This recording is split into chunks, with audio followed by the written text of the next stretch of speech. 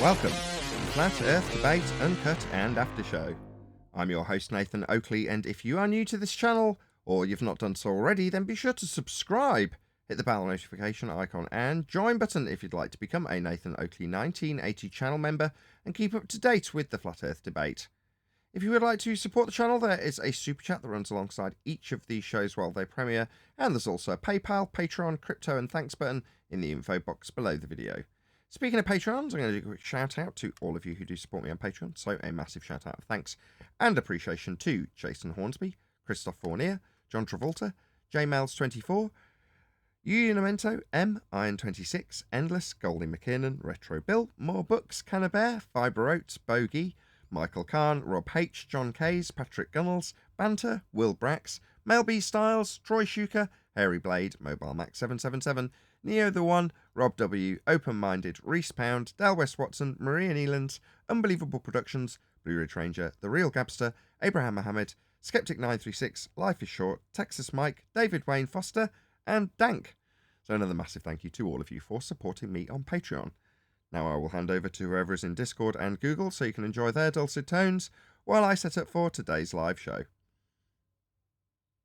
And that's, if we do that, then we can go off the path. But if we stick with what we were shown, then we don't go off the path, right? But in the world, what is it? There's a lot of overriding going on, right? Anyway, did that make sense what I pointed out briefly? Guys, I just seen that for the first time like that. And I'm like, oh wow, we are clearly shown this stuff. Oh yeah. And to the point where it says you don't have an excuse for denying this. You really don't have any excuse for denying this. And if that's the message God is giving us, it's because He knows our makeup. He knows how we're made. He knows how we created us, so that when we see things like this, we should tell ourselves we have a Creator. And so we need to search for Him. I'm sorry? I tell myself that every day when I take a breath, when I open my eyes and I see, like, what am I looking at? How do these two things inside my head see these things? Yeah.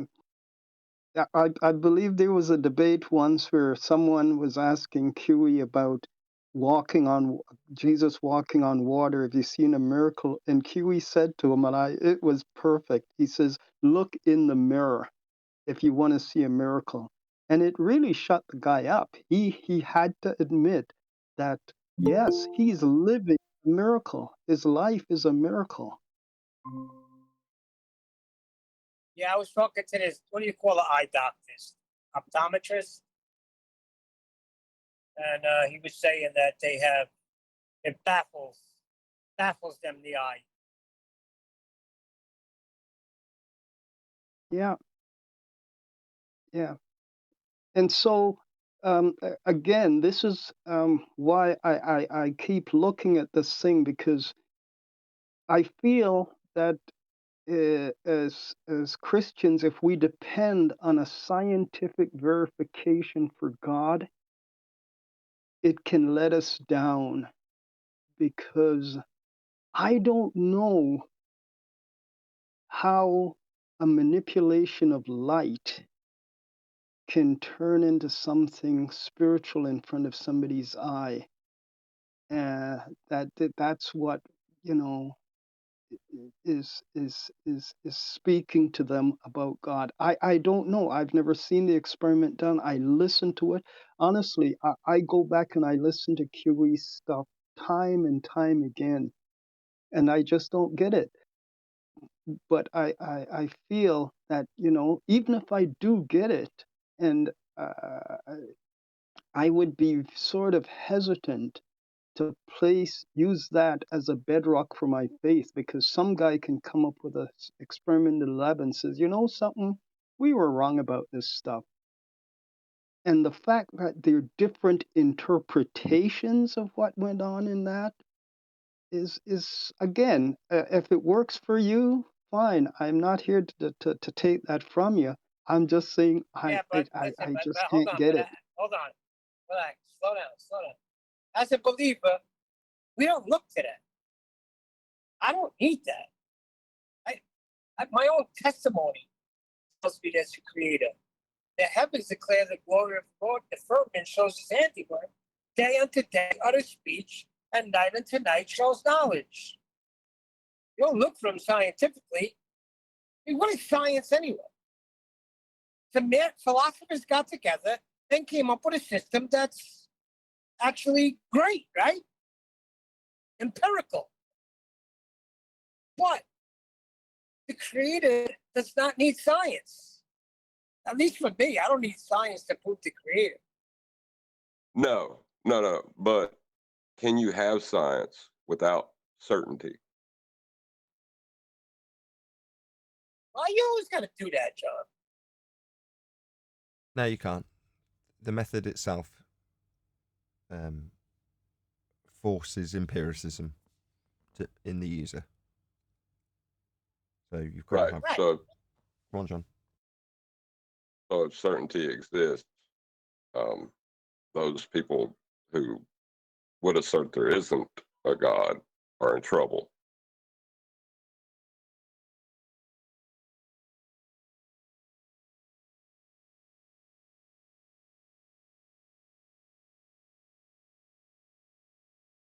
But what I think, if I can weigh in, I'm saying what I'm pointing out is that Christianity has survived for many years without a scientific proof for God, and for something at this level of understanding, and yes, I could be criticized for having a lack of understanding at this level, which in the hands of those people who have witnessed it are debating as to what it means and its interpretation. And then you throw in the fact that some have taken it, and if you look to the extent that they've taken it, it's really they've taken it into the rank of what I would call witchcraft. So there's a lot of stuff that goes with this understanding of quantum physics. And yes, if somebody can understand the science and they feel they want to use that to support their belief, I am not trying to rob anybody of it. I just find myself, I've tried and tried, and it is a challenge to me. That's all I'm saying. Thanks. What? Hold on. Are you saying that science is interpretation? Because that's wrong. I'm saying on this specific double split quantum eraser situation, as to because it's the only one I think that's been highlighted that says these scientists went from being materialists to seeking something spiritual in their lives. And so something spectacular went on in that lab, that these men witnessed God at some level. And so that's basically the only one. I'm not talking about science in general and empirical proof in any way, but you know that at the end of this, there are interpretations of what took place in that experiment that... Interpretations of it. No, you're wrong. No. Oh, sorry. So when did you hear them talk about the Experiments aren't interpreted. Copenhagen... Sorry. Okay. So I'm just saying, when you hear that there's a Copenhagen, what's the word they use after that? What's the hypothesis that established that? Oh, No, John, check it out. That's what people think. You're about to get into a razzle dazzle with him about what it is. He's saying other people interpret maybe because they're ignorant. You see what I'm saying? So I would accept that if that was the way it was said. That's how it sounded And to me. okay, just Sounded like it was perhaps. interpretation. Oh, That's that's not not the way true. he's saying it, though. So there's a term they use that a couple of the scientists, I couldn't name them right now, but they took what they saw and they gave I know the first word was Copenhagen. What word came after it? What? So they saw something and then they declared Copenhagen something. Where's the science part of this? No, I'm saying they looked at what took place in the experiment, okay? And there are a couple scientists that looks at the results of the experiment, and they took different. Sorry?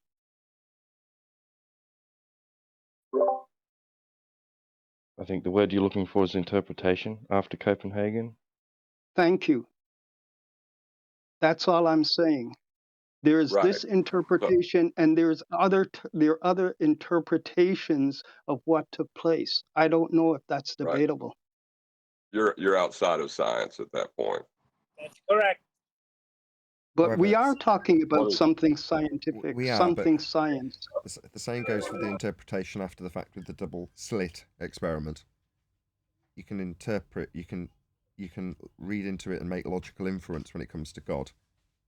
But that's not what the scientific apparatus is explaining. In the case of the double slit, is explaining wave function collapse. Right. So the Copenhagen interpretation of whatever exists is irrelevant to the experiment.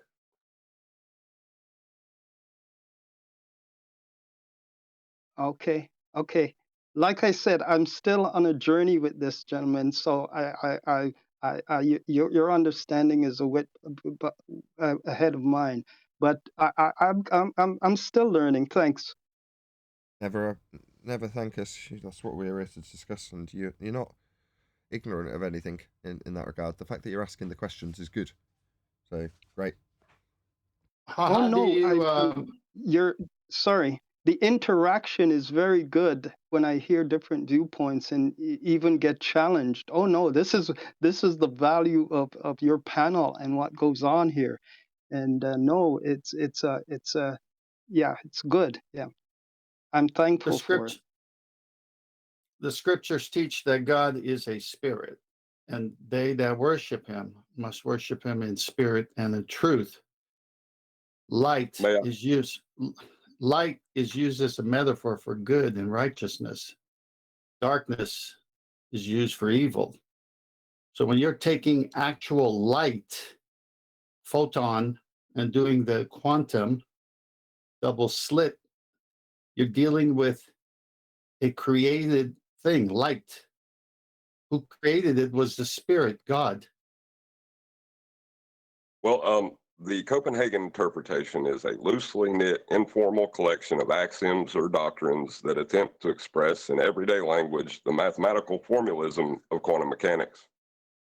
What's the problem with that? The problem is that it's a scientifically validated experiment with cause and effect reasoning. The quantification thereafter is kind of nigh on irrelevant. Now, I'm not going to deny that there may be some use to that quantification, but it's not what science is about. You can quantify it all you like after you figure out the cause.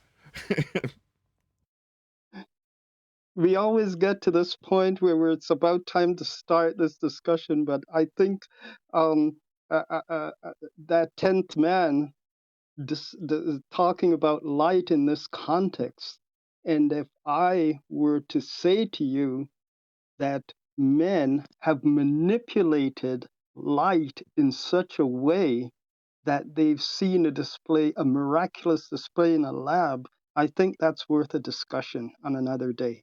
On another day, it's the principle of the show. When you say they've hijacked light, the basis of the heliocentric model has got a hijacking of light at its core. Is 10th man ready for another Bible verse? No, I don't need you with your new age doctrines coming to the show. That's what I don't need. Well, I would like to stay at the topic we were on, because there is something that quantum mechanics does to relativity. And when they try to draw a line from the sun to the earth and say that the photon occupies each space in that line to create that line, they're violating a principle of quantum mechanics called the uncertainty principle. Correct. Or to put it another way, quantum mechanics debunked Einstein. Absolutely. So what's left? Another reason why we're probably here. Again, with it's a slow release to the public because this isn't a new deal, right? Quantum mechanics has been around I thought for a he while. was cancelled for white privilege. Excuse me? Did I hear white privilege in the middle of that sentence? Didn't hear the context for that. I thought Einstein was cancelled for white privilege. Good one. I don't know about that. I don't understand what that means, to be honest. I've heard the term white privilege. I don't really know what that means, if I'm honest, because I don't have a TV, I don't listen to the radio, I don't read newspapers, I don't get magazines. I'm not exactly Mr. Current Events. So when I hear terms like white privilege, what the hell does that mean? What does it even mean? Well, it's because everyone around you is white, so it means nothing to you. But in the U.S., we are faced with multiples of countries, cultures, and creeds. Everybody around Nathan is white? That's funny. Yes, I want to hear what he actually has to say. Sometimes I hear these terms, and I could just do an Arwin and nod along and pretend like I know what it means. I'm not going to do that. I don't know what it means. Now, it's a buzzword from 2020 onwards, but I don't know what it means. So I just want him to tell me. Go ahead. Who was it that was talking? Gene? Oh, no, it's just a political buzzwords. That's all they are. What does it mean to you? It's just, I just want to know what it means to you. Let's say if I'm black, I'm Mexican of non-white. That basically means I'm oppressed, which I have never seen racism in my life. But because of the historical fact, which we don't even know if it's historical now, I supposedly say, hey, Nathan has an advantage over me because he was white, his dad was white, he has all this white privilege where my Mexican grandpa got kicked in the ass at the Alamo, and now that's the reason why I should be able to get into college, with affirmative action. So these are, it's a U.S. topics because we're way more mixed than you guys. Yeah, no, I totally understand that. Is it true? No, Hell it's no. it's a racial monolithism of race. It's kind of like a reverse racism, I guess, where, white trash, which I fall into, is explained to be, white trash is explained to be privileged instead of poor. Okay, so you're saying it's the reverse. In other words, by saying white privilege, it's actually the contrapositive that's being asserted, which is that everyone else is more oppressed. Is that right? No, we're saying that the white man is held, in higher regards. That's the privilege of whiteness. Gotcha. It's, in other words, as you described, a white man goes into an interview, there's a black man and a Mexican in the line behind. The white man's got a better chance just because he's white. That's the idea, right? Exactly. But that's a slippery slope there because on paper, that is very true. On paper, they would rather have a John than a Juan. They'd rather have a John than a Juan. Okay. Hello. Am I going to get in trouble for laughing at that? Probably. I said we So switch then how subject. come, hold on. So then how come all the construction sites that I'm on now are all Juans and Felipes and not Robs and Bobs? All over the place.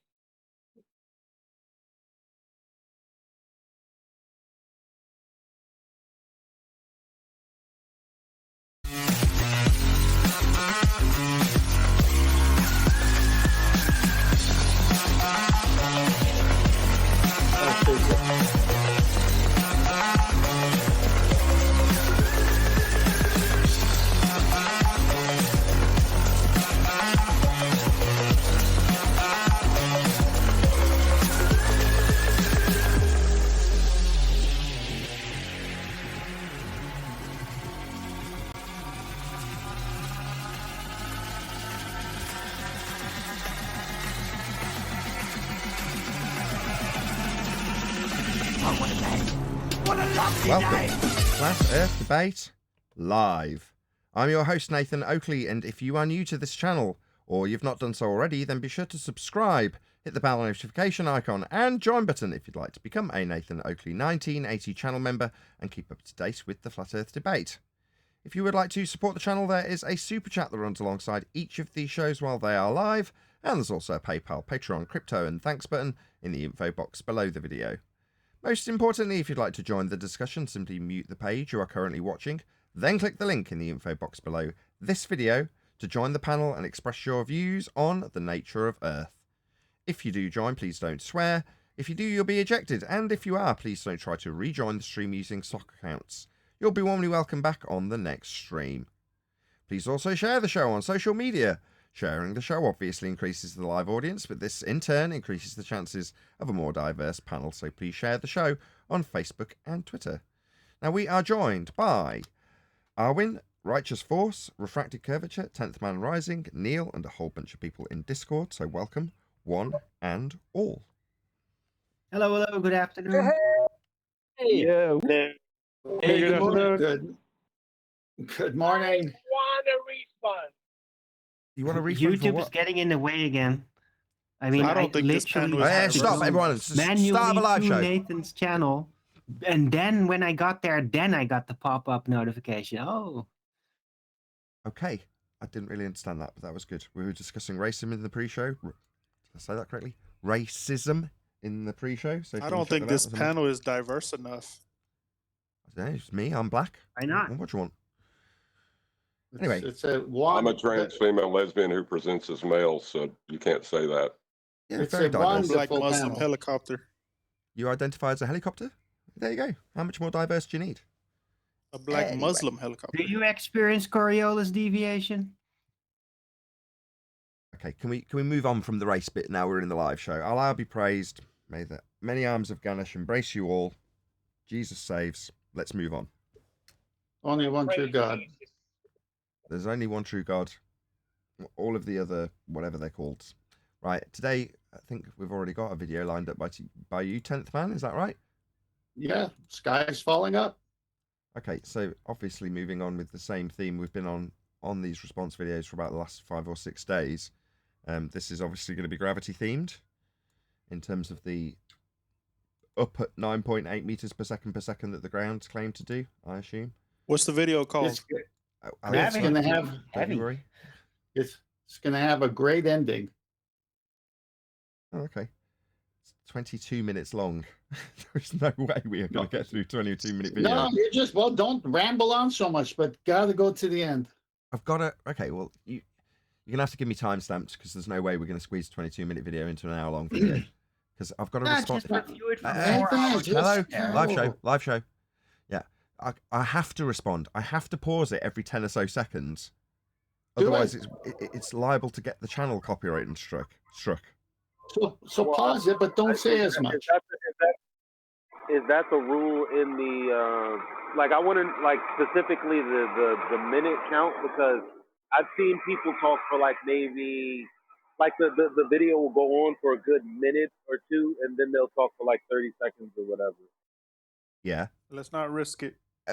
I've seen Morgile be taken for a copyright strike based on about 6.5 seconds of Disney material. Now, I'm not suggesting that 6.5 seconds is the limit. I'm just saying there is no real limit.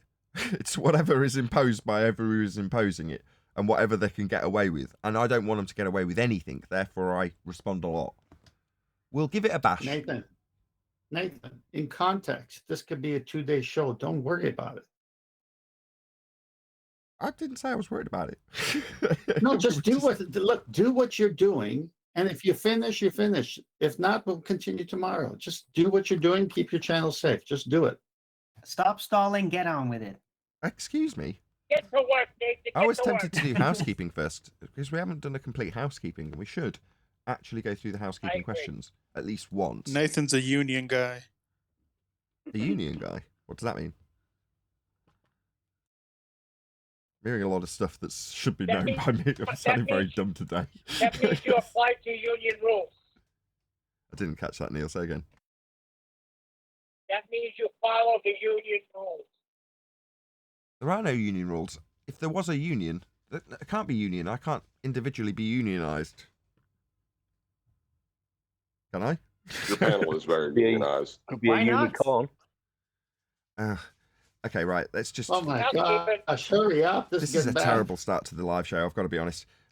Sensual Goat, thank you very much indeed for the super chat. He says, the response video is a great idea and very well executed. I don't know about that this morning.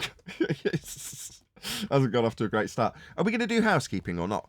The whole point of the show, for me, is to disseminate that information, the housekeeping information. Response videos are great and all, and I really appreciate the super chat for doing them. And lots of people have been supportive, although the numbers haven't really gone up very much. In fact, they've gone down.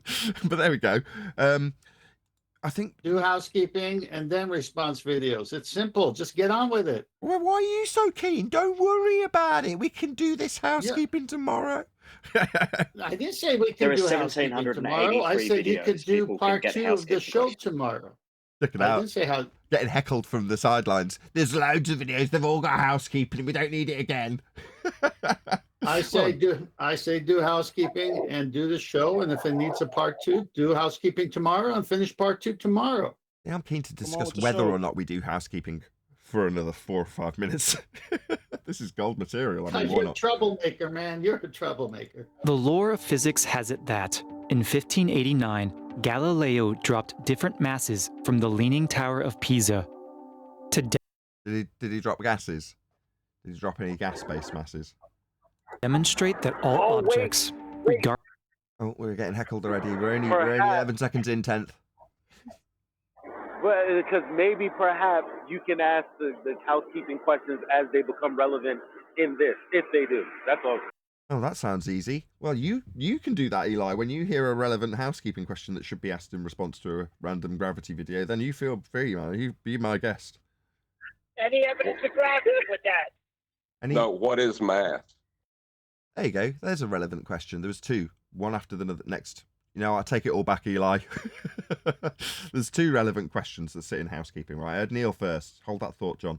Can you just repeat your question, Neil? Perfectly relevant. And kudos, Eli. What is gravity? Yeah, is there any scientific evidence of gravity? So we're automatically launching this video off with an idea of a Newtonian concept. Well, we ask on a daily basis for scientific evidence of gravity for a reason. Because if there's a phenomena that we're experiencing called gravity, then there's a methodology that can establish cause empirically. It's called science. Hence we ask for it, because this will be palmed off at some point in this video with some scientific vernacular, no doubt. But there isn't any. This isn't science, to answer Neil's question. Right, moving on. John, equally pertinent. What is mass? Because it's nothing physical. It's a mathematical ambiguity. It's equivocation between inertia and mole. So what is mass? We've got resistance to acceleration being one set of definitions that you can find, and we've got the amount of stuff in something defined as a mole, if you want to qualify it how it's defined in mathematical terms. So we've got a quantitative amount for an amount of stuff in some other stuff that we qualify with. I don't know, it's cesium or something. Probably not. That's what we were discussing the other day. I've forgotten the actual material that they used to qualify it with a mole. Anybody know off the top of their head? Because of course we're all going to know this general knowledge what moles qualified with. Anyway, the point, let's not dwell on that because I don't know.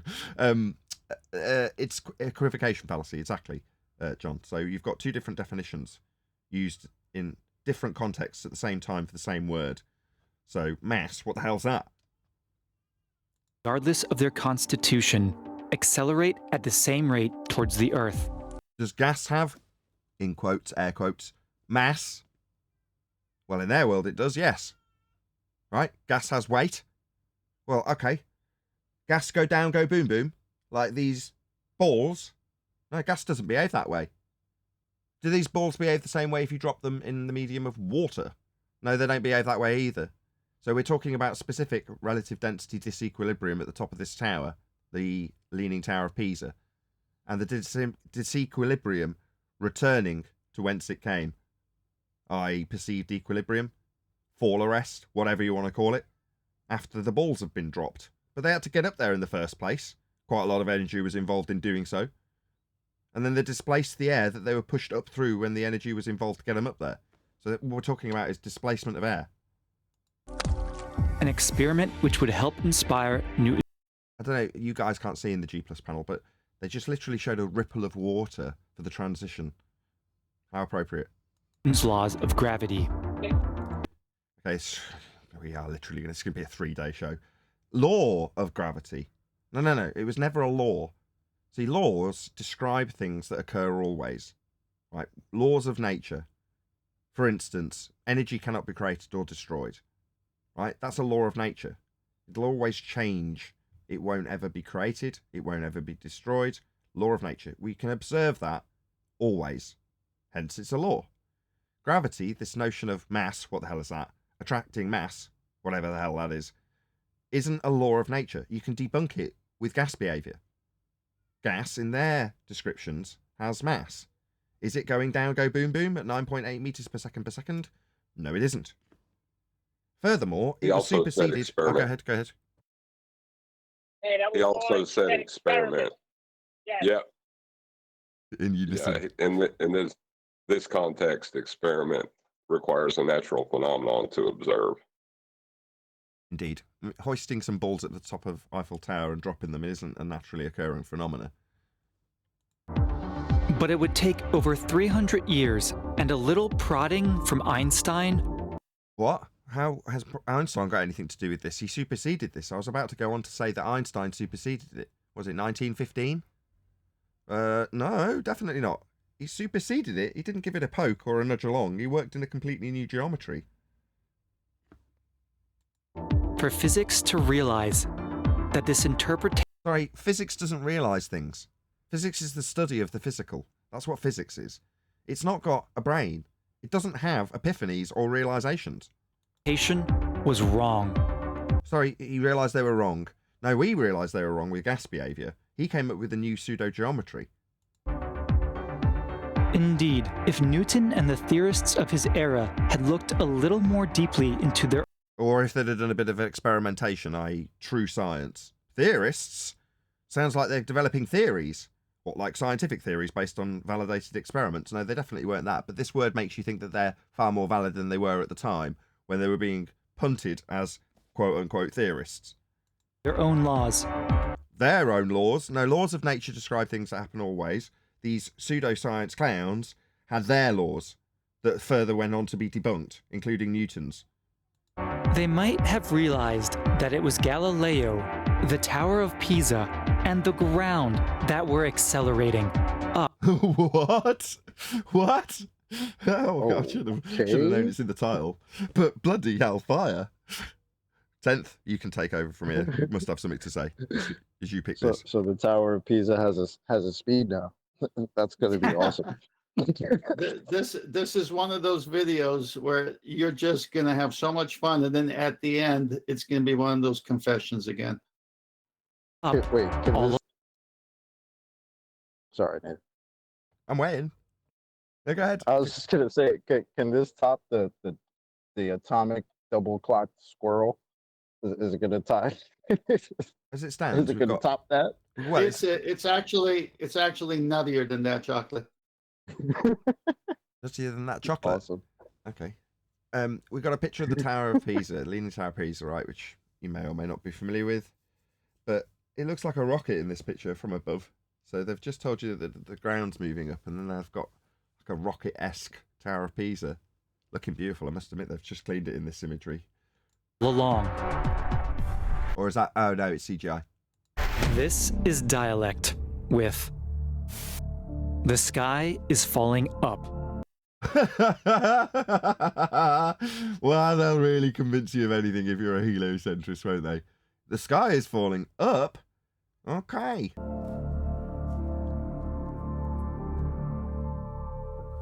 See, for me, the sky would just be the gas that's surrounding us, because I don't know why there's a blue bit or a black bit, other than the sun's appearance and disappearance. But beyond that, we're talking about the gases that surround us as far as I'm concerned. So this falls in line with just describing what gases do. Now, gases do move up from ground level. they disperse into the availability of volume. But when I say they move up and disperse in an upward direction based on their origins being at the ground, gas behaviour is such that it moves in all directions. Yeah, hence if it's come out of the ground, it can't go down. That's not a direction available to it. It comes out and goes up and spreads through the gaps in the other gases. But ultimately, if it hits one, it can still go equally down as much as up. Hence, diffusion into other gases can take a certain period of time. This is where our fundamentalist brothers on the anti-flat earth side will tell us that gas is pooling at the bottom of something. It's like, no, it's not. It's just dispersing and there's a high concentration of it. But anyway, that's what I see as the sky. So the notion, this immediate stance that the video is premised on, is just so flawed. Anybody got anything to add on that before we actually get into the meat and potatoes of what he's got to say about the sky falling up? Yeah, but he's not Falling up just is talking an about oxymoron. the sky. Oh, is Sorry. that Raymond? Go ahead, man. Go ahead. Oh, sorry. I was just saying the fact that even in the title it says the sky is falling up. It's an oxymoron, right? Yeah, ludicrous. What is it you said, Chocolate? Can we reiterate that this is heliocentric nonsense? It's not flat earthers talking about things going up. This is you guys, Globers, who believe what this guy is saying. Also, you would feel acceleration. If you were accelerating upwards, you would feel it. Your body's designed to feel acceleration. Ordinary intuition from our everyday experience tells us that things fall down. What, like helium balloons, clouds? That's what my intuition tells me. I'm looking at a cloud right now. You know, it had to be in a puddle on the ground, evaporate into gas, and then reform or go through a phase change for me to be able to see it in a cloud. So what? That's my intuition telling me that things fall down? You're premising this on your gravitational bias, it seems. Apples, water, helium balloons, clouds. Sometimes people. Sometimes farts. So naturally, when we attempt to shows a load of trees, what are they producing? Are they producing gases by any chance? What about all the clouds in the background? Why are you showing us gas-producing plants and clouds in the next image? What the hell? Do the bull speak much? Why are you showing this? Describe the laws of nature at a place like the surface of the Earth, we try first and foremost to fit those laws to such intuitions. I've got Anthony calling me on Skype. What's he doing? I don't know. Middle of a live show, Anthony, if you can hear this. Doesn't he know the rules? Someone share the link with him if he wants to join. Call me. Can you someone share the link with Anthony? I got it. Thank you. I got it. And indeed, this is exactly what Newton did in attributing the falling of everyday objects like clouds and helium balloons to the universal force of gravity. Sorry, well, if things are going up, then how is there a universal force of down?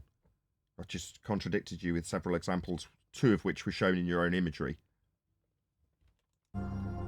But sometimes ordinary intuition is... Why have we got a CGI picture of Earth from space, given that this is a heliocentric premised video? Shouldn't we have some real photos? Why don't we ever have any real photos from a sky vacuum second law of thermodynamics violation? That's my subtle way of dropping in the housekeeping question, by the way. Why would he speak? Why would he speak about intuition when just describing what we see and experience? Why would we need intuition for such a thing? The law is just describing what happens all the time. You don't need intuition for that. Exactly. What perceived intuition would we ever require to describe or understand a description of something that occurs always? Is a pretty bad guide. Go on. Is he showing a picture of the Earth as a sphere where the horizon curves around to meet itself and create a ball?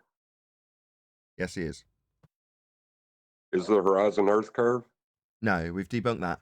So if the Earth was a sphere with a radius of 3959, as is alluded to in this imagery, then every distance to the horizon, which is claimed to be blocking the sun in this imagery, would be no more than 1.2 times the square root of the observer's height in feet, and the distance to the horizon in the black swan is beyond the geometric limitations of an Earth hill horizon that blocks the sun in this image. Therefore, the Earth is not a sphere, and the horizon is not Earth curved to block a sun, as is alluded to in this imagery.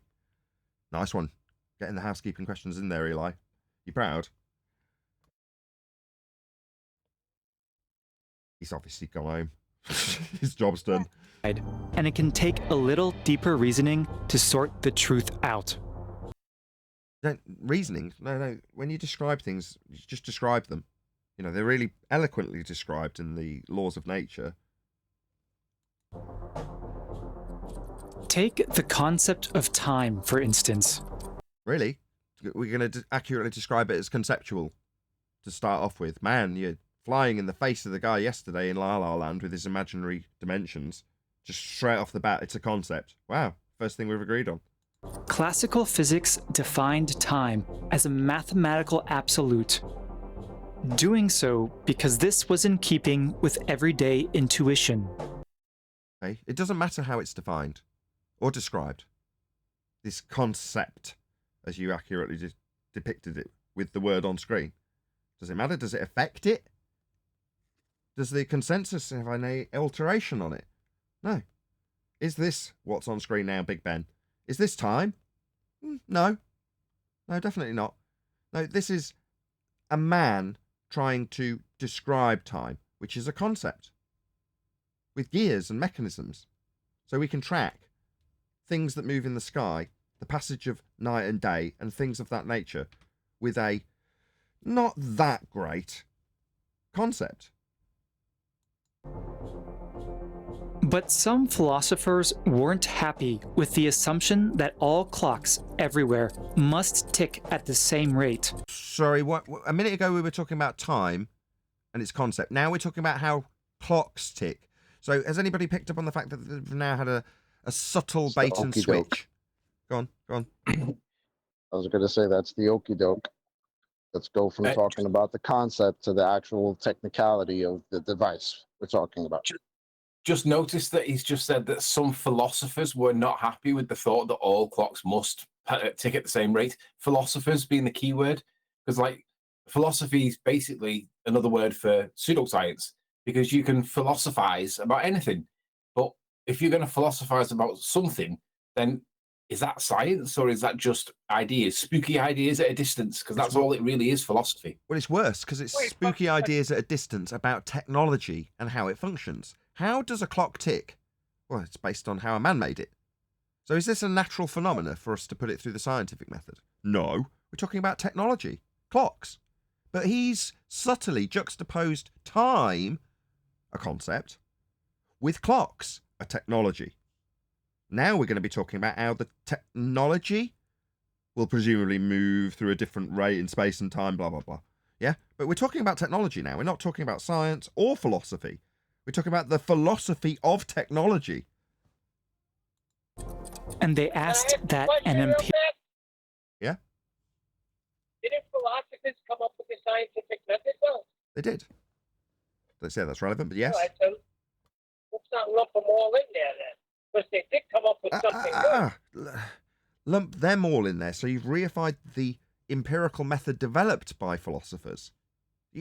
That doesn't mean that they're in any way tied to the scientific method because they're philosophers and their forefathers may have developed the scientific method. So what? The method is the empirical bit. The process of the method is what gives you the empiricism. The development of the process is, in this instance, not inconsequential. Yeah, let's just remember that a philosopher is the antithesis of an empiricist. So on the one hand, I'm an empiricist. I like to see stuff, touch it, feel it, know how it is, behaves, touch it, smells and all that. That's empiricism.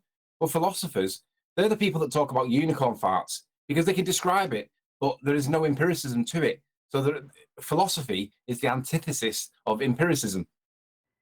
Right. And if what Neil is saying is true, then if philosophers came up with, let's say they came up with the scientific method, well, then they understood that. They understood the difference between empiricism and philosophy. Otherwise, they just continue to philosophize and not come up with the scientific method at all. They wouldn't need it. Okay, the scientific method, just to break it down in as quick a method as I can now, so that we understand what we're talking about when we say we want science for this stuff and criticise it for not being science. Scientific method is as follows. Observe a natural phenomena. That's something in nature that's occurring that you want to know why it's occurring. So you see something happen and go, why did that happen? That's first step. Second step is to formulate a prediction of what caused it by supposing what you think caused it. Now, what you think caused it, in scientific terminology, is an independent variable. That which you assume causes the effect, and you will vary to see if it causes the effect. Now, when you vary it to see if it causes it, that's called an experiment. Now, upon varying what you thought caused the effect to see if it did cause the effect, you have one of two outcomes. Either it causes the effect, or it does not cause the effect. Now, in the prediction, you've got both of those already covered. And I'm going to give you the logic, which is what the philosophers came up with. The empirical logic behind the method. If A, that's your presumed cause, thing you think causes the effect you're studying, then B, the effect you're studying. So in the experiment, what I described as you varying presumed cause A to see if it causes effect B. And if it does, you've validated a prediction. Your prediction being if A, then B. Now, also in the hypothesis is the antithesis of that prediction. If A, not B. So they sit alongside, parallel with one another in the prediction. It's called an alternative hypothesis, if A, then B, and a null hypothesis. Null being zero difference result, i.e. you vary A and get zero difference. You don't cause B. A null validation. And I use my words carefully. You validate that A doesn't cause B. You prove that A is not the cause of B. So in so doing, upon experimentation, you either validate your alternative hypothesis, that's to say you prove your alternative, A cause B, or you validate, that's prove, your null hypothesis, A did not cause B. So if A, then B, and alongside it, if A, not B, is the prediction, otherwise known as a scientific prediction, that an experiment is based on. AKA, an experiment is the actualization of that prediction. Now, that is the empirical method developed by philosophers. Notice that in my description of that method, no mention or credit was given to any philosophers, because there wasn't a requirement to. The method, standing alone, is empirical and will prove something at the end of the process. Hence, we ask for it, because no matter what you do in the method, you will empirically validate one of the two outcomes, null or alternative. Go ahead, whoever. Just by footnote, because it's empirical, it means that there's no maths in it. You won't find maths in this anywhere. Why? Because maths is not, it's not part of experiment. Yeah, you might use it to make your prediction in terms of quantifying how much you think that the effect might be, but there is no maths in here.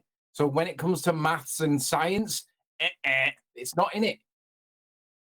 It's logic based. If A then B, or if A not B, that's not maths, that's logic. Anyway. It's qualitative, not quantitative.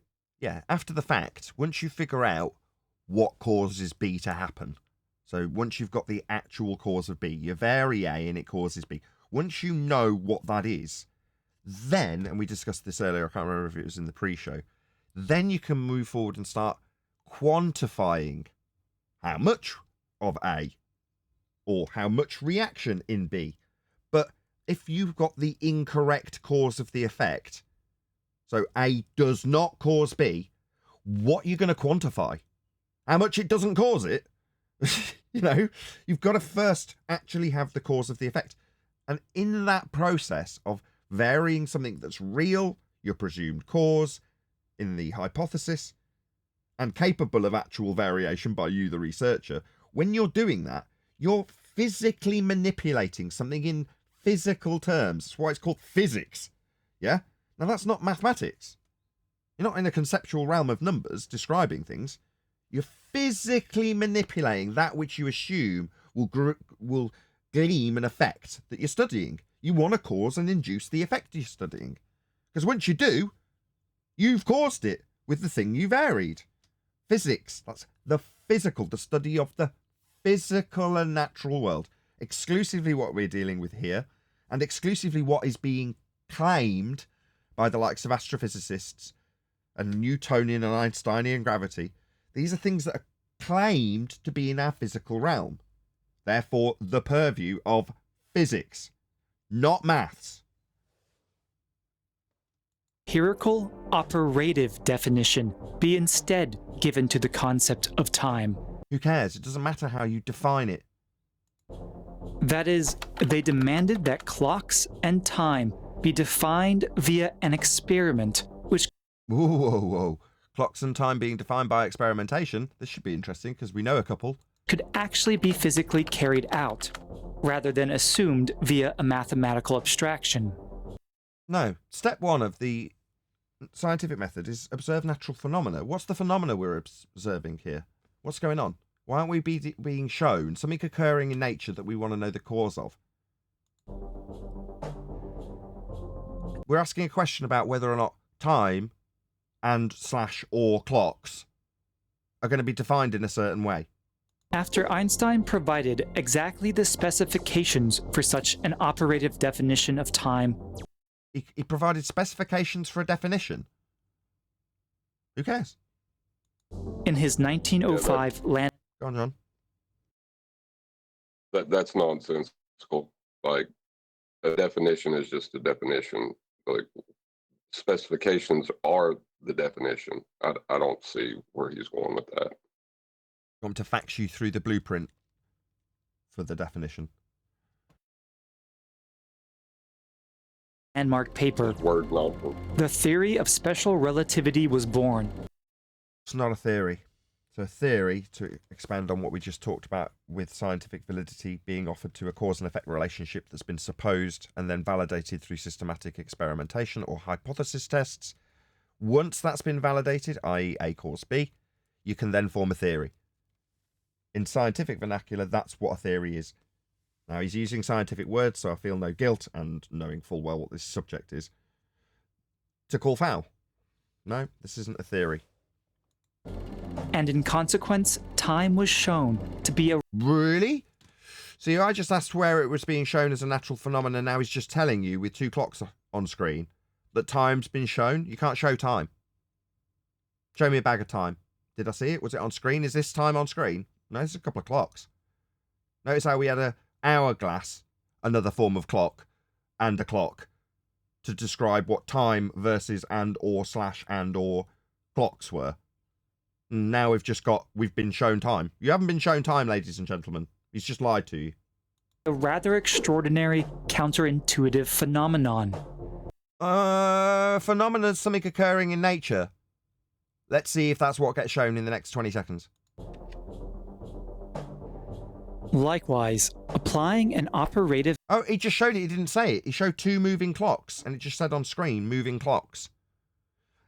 Hands up, all of you in the audience, Discord panel or G+ panel, who have seen clocks flying. No. Definition to the... I mean, is clocks flying a natural phenomena? Well, he's attempting to reify the clock into time. That's what he's trying to do. And do we see... like if I change the meaning of the word love into a heart and carry a heart to the top of the hill, did I just carry love to the top of the hill? No. Nonsense. Likewise, love is just a concept. It's not a heart. It's not a box of chocolates. It's not a journey to the top of the hill. It's not a marriage proposal. It's conceptual. A bit like time or freedom. Concept of length shows that space itself does not conform to our everyday intuitions. Space, for me, is the 3-dimensional realm that I find myself within. You're telling me that 3-dimensional realm that I find myself doesn't seem to make sense? I'm pretty sure I'm quite happy the way I am in my 3-dimensional reality with everything making sense. All seems perfectly reasonable, other than the lies we get told, and here we are dissecting those stupid, nonsensical lies that make no sense. My world around me, though, seems fine. I'm at far more ease with the world around me since becoming a flat earther, if I'm honest. You know, things are generally less stressful in terms of my world. Because before flat earth, my world was something to be concerned about in terms of the stress level that it might provide me with, or the scary nature of it itself, or the bleak absurdity of it. Nathan. Nathan, let me give a clue.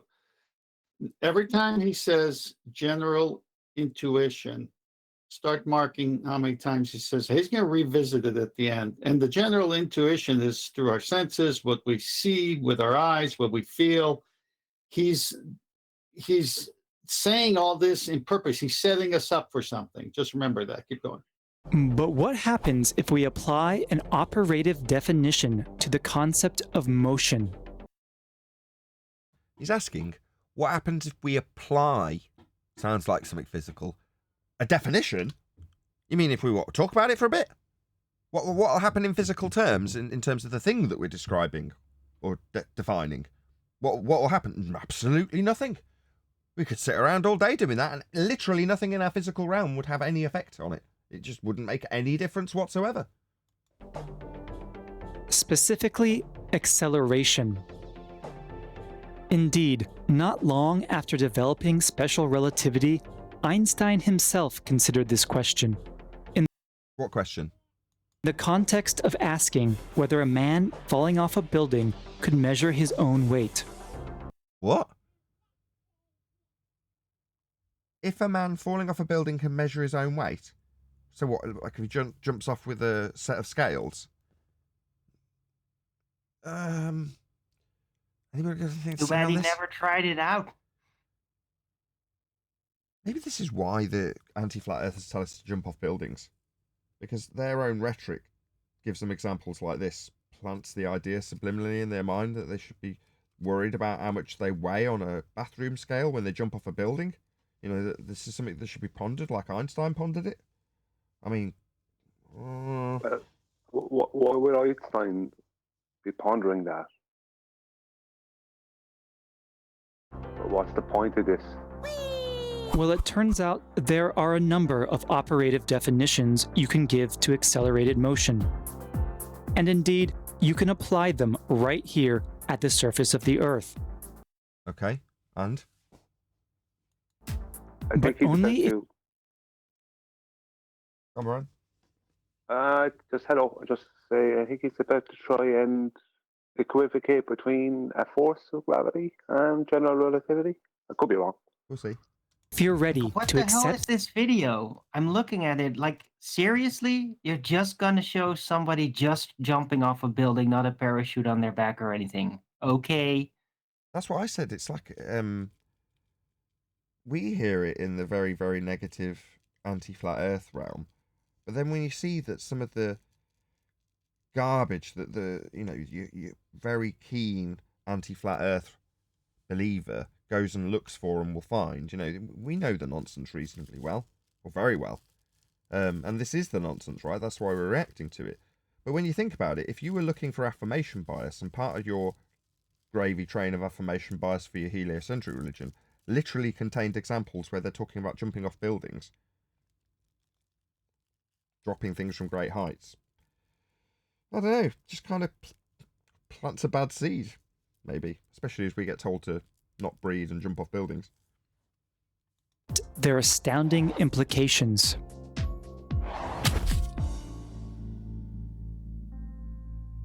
Releases helium balloon, looks at cloud. I don't know, jumping off buildings usually has some pretty heavy implications, if you know what I mean. Yeah, it can really ruin your day. Don't release that helium balloon, Nathan. The implications. I think they're trying to say that because if you jumped off a building with a scale and tried to put it under your feet, it wouldn't register a weight. Therefore, you are weightless. Therefore, we don't know how heavy the implications are. No, I think you're right, John. That's where this does go in terms of 1G. So as a gravitational force, without moving, just sat in your chair, you have 1G in the heliocentric model. What does that mean? Well, you're in fall arrest. You're not moving anywhere, right? And there's something more dense than you between any void that might be below you. Not that I'm suggesting there's any void, but there might be. And you'd have the same effect, right? Fall arrest. Anyway, what they're trying to do is take that non-movement, non-directional instance where you're physically not moving at all and ascribe it a forceful vector with 1 attached to it. So what happens when you then move that boundary from what is technically 0, fall arrest, to 1G? Well, it means that when you move up the scale, you get to 0. Well, what's that? Well, that's when you're falling. So 0G, well, that's when you're falling around Earth, right? The gravitational assumption of an orbital motion. That's what we're talking about. But that's 0 on the scale, isn't it? 0G, we're all familiar with. What does that mean? It means they've readjusted the scale so that when something's falling, it's suddenly not got any weight. Oh yeah, what's the other word for it? Weightless. Oh, you're falling at a massive rate. No, just weightless. Right? Meaning that because they've moved the scale, you've got a force that can be ascribed with a value of 1 to doing nothing. Yeah, but it's totally faulty. That question that they ask is totally faulty. And when I've posed this to several of them, they kind of get very stumped. If you're falling, it means that you have a downward vector. And what causes a downward vector force? Weight, which is whatever you weigh within that medium, whatever you can be weighed as being within that medium. That's the reason why you're going down. Careful, Mr. Step. So long as you put into disequilibrium first.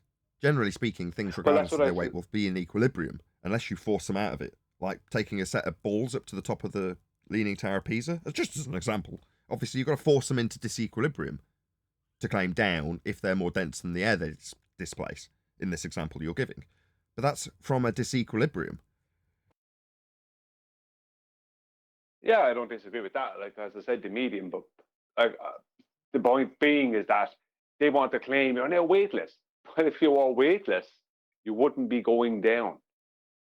That's the point. Exactly. Like it's fall arrest, isn't it? So the weight is gonna come back extra. And that's how you flatten at the bottom. It's 1 when you stop. Yep. It's 0 when you're falling.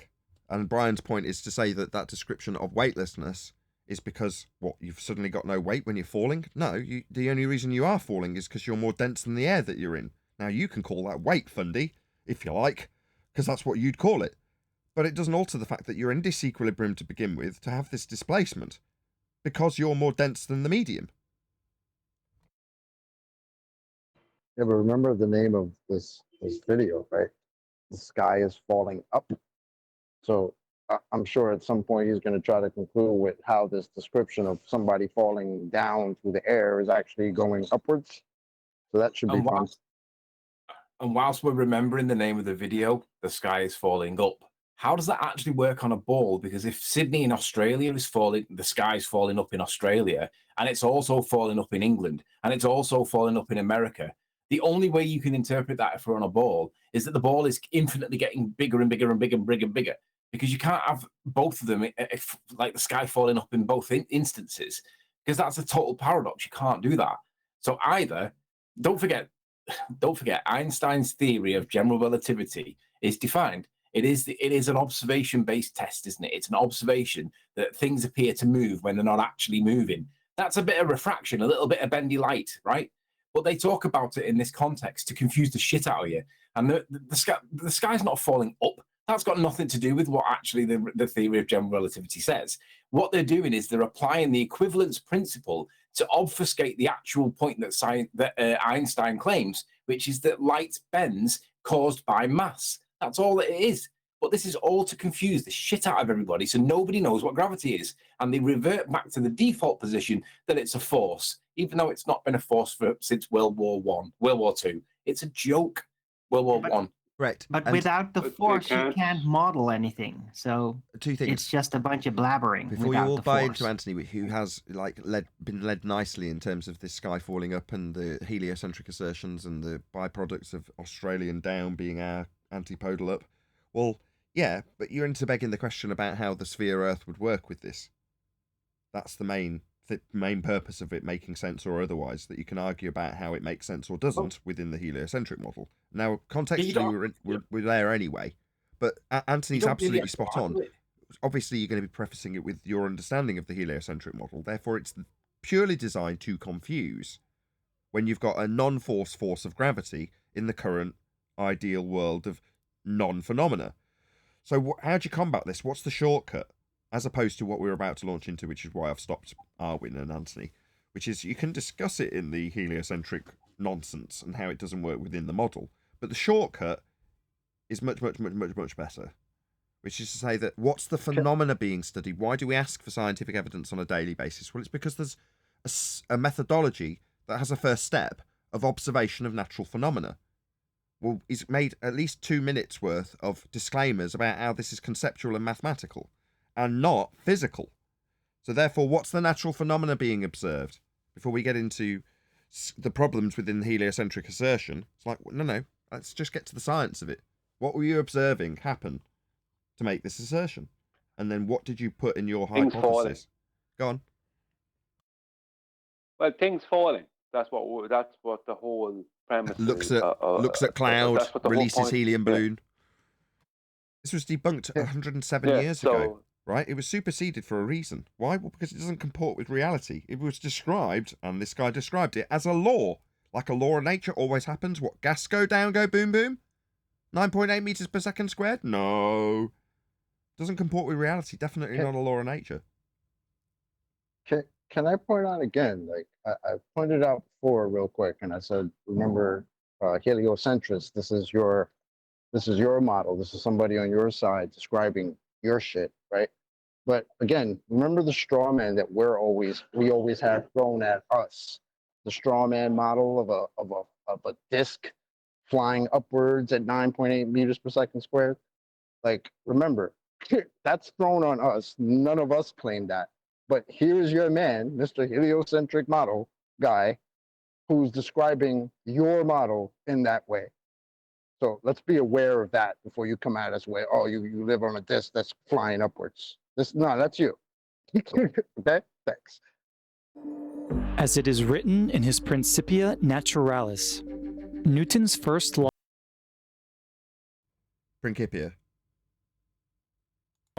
states that every body perseveres in its state of rest or of uniform motion in a right line, unless it is compelled to change that state by forces impressed thereupon. You want to comment on this, Anthony, as you're here? Yeah, I'm watching this, yeah. Now, in conjunction with Newton's second law, which relates force to acceleration. Back to John's question. What's the M? F equals MA, right? What's M? It's supposed to be mass. You want to define it? Just let me just preface what's about to happen before you go on, Nathan. Just don't press play. Okay, what he's going to do now, he's going to apply Newton's second law of motion, which is F equals ma, and he's going to use the calculation to then calculate forces into existence. So because he sees something accelerate, he's then going to calculate F equals ma into existence and then say there's a force there, right? But we know that gravity is not a force.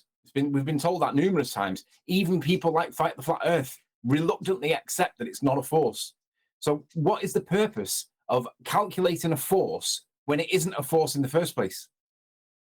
That's the paradox. It's Newtonian mechanics. I mean, you're kind of strawmanning. He's engaging in Newtonian mechanics. So we can't use that.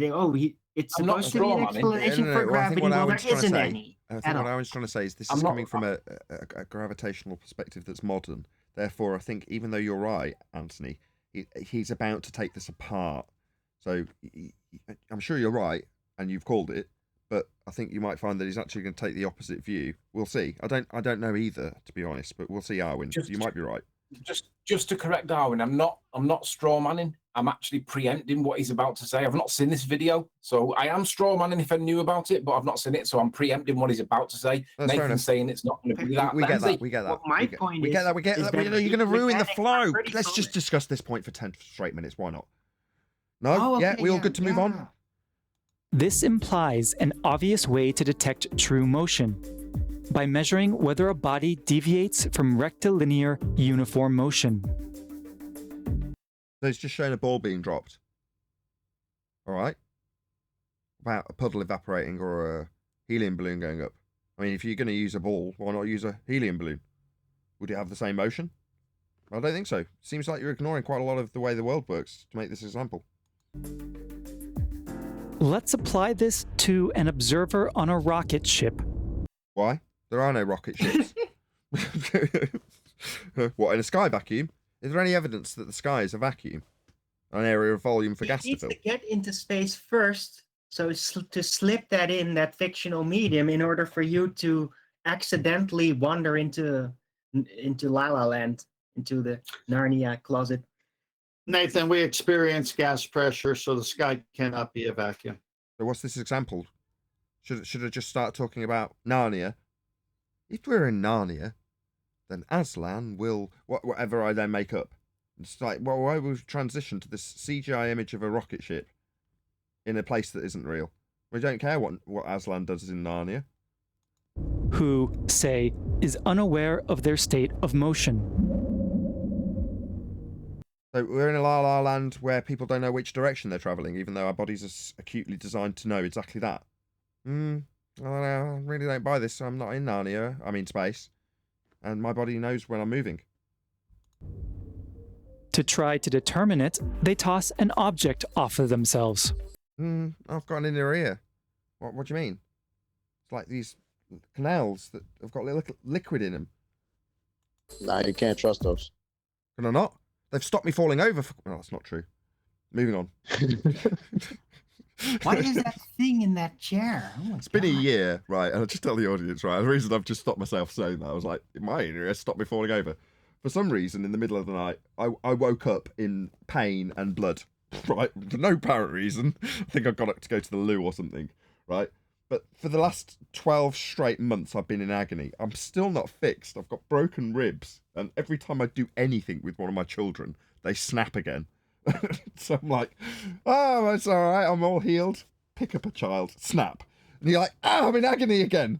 This process has continued for 6 straight months because my inner ear didn't work properly. Or I can only assume that's the case. Like I say, I remember waking up in pain. Anyway, moving on. If this object floats away with uniform motion... Why would it do that? So, sorry. A helium balloon will do that on the ground. I didn't have to go to space to have an example, but suddenly you've got things that were falling through the air that surrounds all of us always. You've taken us to a place that doesn't have any air in a presupposed orbital motion where you're falling around a spherical surface and subsequently are accelerating without noticing.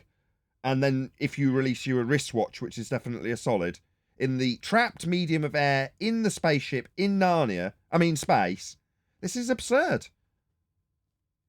Then from Newton's first law... Why are we applying Newton's first law? Well, these have all been debunked. They can deduce that the frame of the rocket ship is inertial. Really? Why? We're in Narnia. With somebody who's hypothetically not realising that they're moving, releasing a solid into a gas as they're falling. What? Oh, the rocket would be in the inertial reference frame. Yeah, we'll put that in our pocket. I don't know if we'll get to any Coriolis violations. We'll see.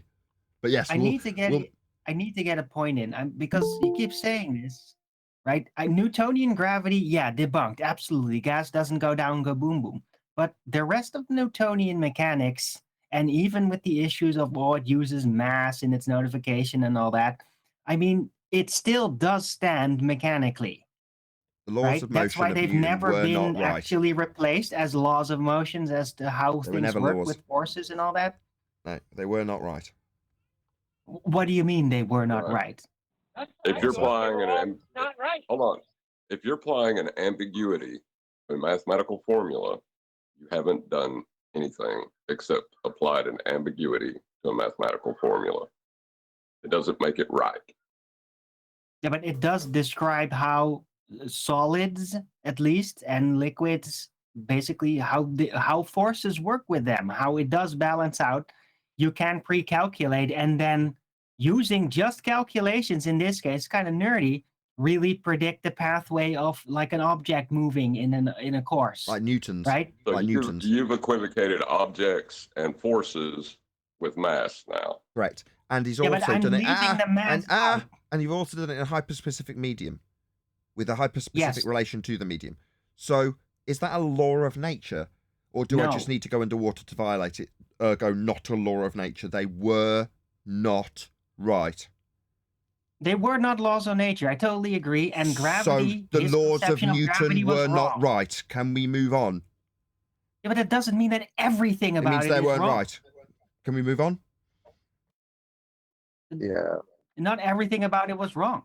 Weren't right, but is right also. Not wrong. Yeah, Owen, they weren't Not right. They weren't everything laws. about it was wrong. That's right. Yes. Here we go again. Thank All you right. just for disturbing the flow of this for absolutely no reason whatsoever, Owen. I.e., that it's at rest or moving with. I'll make sure to make shows about it again and again, as I have in the past, as you keep doing this. Please. Right. They're false. They're false. They were not right. False. It does work the way it is described. It's just not a Only when law of you nature, equivocate. and it doesn't apply to gases, and gravity is not real. The rest of it works. Oh, great. Let's move on. Only when you equivocate. Okay, so you destroyed my whole point when I was trying to say how this guy just initiated that a rocket would be in the inertial reference frame. So he might want to have a talk with Simon Dan, who said the reference frames are ruined. He might have one to talk with this guy. Or Becky. Hey, Becky. This dude's saying Tom Cruise inertial reference frame. Like, you said he was tethered. What gives, Becky? How is it that you're contradicting this guy's description in La La Land, Narnia, space? You know, I mean, it's not real in either event, but you're violating his description. Why would Becky be so stupid? Constant velocity. This is like what you see with astronauts in zero gravity environments. They're not in zero G, because they're claimed to be in a sky vacuum in a presupposed orbital motion, falling around the sphere Earth. Now, we've debunked every single aspect of that, right? Now, if you've got, Holmes with the simplest explanation being the most probable one, well, what is this on screen? This is men in a studio. This is a set. Now, yeah, you can get the behind-scenes footage for Gravity, and you can see Sandra Bullock doing this, where there's no ceiling. But for this, they've CGI'd in a ceiling, so you can't see the high wire when they pretend to float around in a sky vacuum, aka Narnia. There is no sky vacuum. There is no falling around a sphere Earth. This is a set. It's on television. You're not experiencing this, nor will you ever experience this. It's not experienceable because it's in an orbital motion in a sky vacuum. Now, the gas that all these guys are breathing claim to be contained by this spaceship. Why would they need that? Right? Below them, there's gas just chilling out, man. It's chilling out next to the vacuum that they're in. Why do they need containment and the Earth doesn't? Right? Total nonsense. Yep. Quick shout out to Twad Wazzle. He says, at 24 months, I'm cancelling membership. Right, he's been a member for 23 months. Don't exactly know what that means. But thank you very much for your support. Also, Twad Wazzle. To become a Patreon. Thank you very much. Really appreciate it. I would say it is kind of funny, right?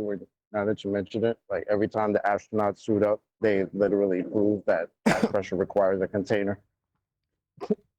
My favourite shots are the ones where they're in a spacesuit looking down at Earth. Like, so you're looking down at clouds, and the clouds aren't following you into this sky vacuum, but you need to protect yourself from it with a spacesuit. Yeah, they're literally laughing at you people. If you think the space is real, they're literally laughing in your face while they show you gas pressure not expanding into the area of volume so scary that they need a spacesuit to stop their gas locally not going into the vacuum. But all of the gas in the known existence that we actually experience, that doesn't go into the vacuum. Gets to the Kármán line and just chills out. It violates natural law. It just says, I'm not going any higher. I'm going to turn around and go back again. I'm not going to hit something. I mean, what am I? Supposed to press on something? Being pressure and all? No, I'm not going to press on something. I'm just going to turn around and go back. Yeah? Fuck natural law. I burn my bra in defiance. Pretty much. Environments when they're floating around looking all cool and what.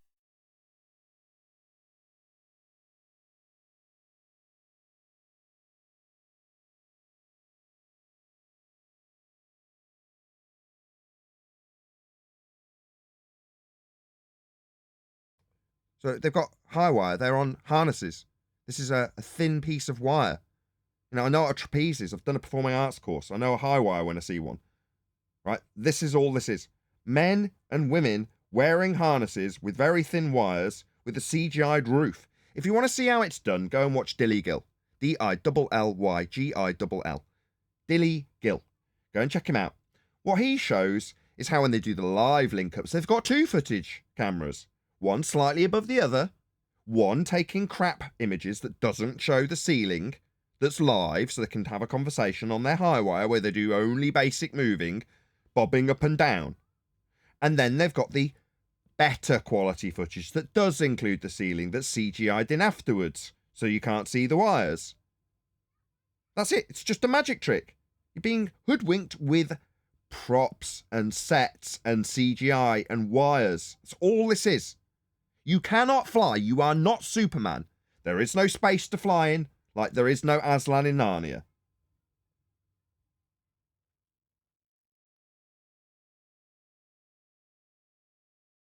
Whatnot.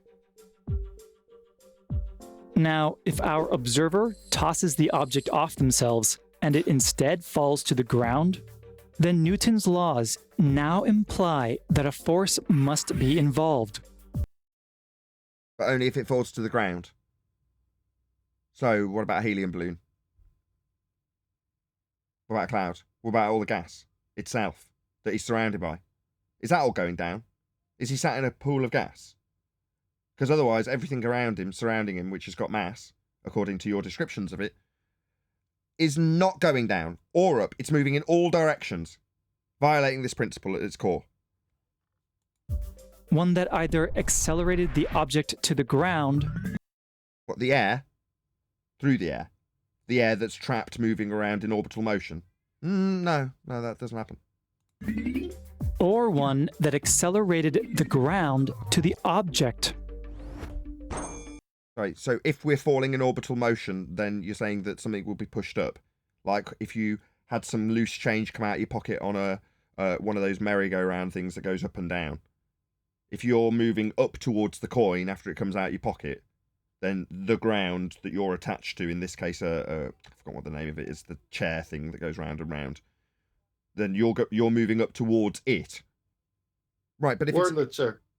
Wurlitzer. No. I'm talking about ones that go, it's in the vertical axis.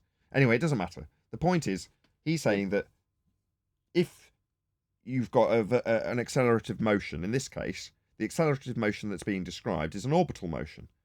So they're constantly in perpetual falling. So therefore, the watch will come towards the ground because the ground's coming towards it as it falls in an orbital motion. That's the claim. Well, hold on a sec. Is he asserting that Einsteinian is a force now? Because that's wrong. If he's saying that the ground is being forced up, that's not how it's described. No, that's not how he's described it. I'm only detailing how this could happen in his description.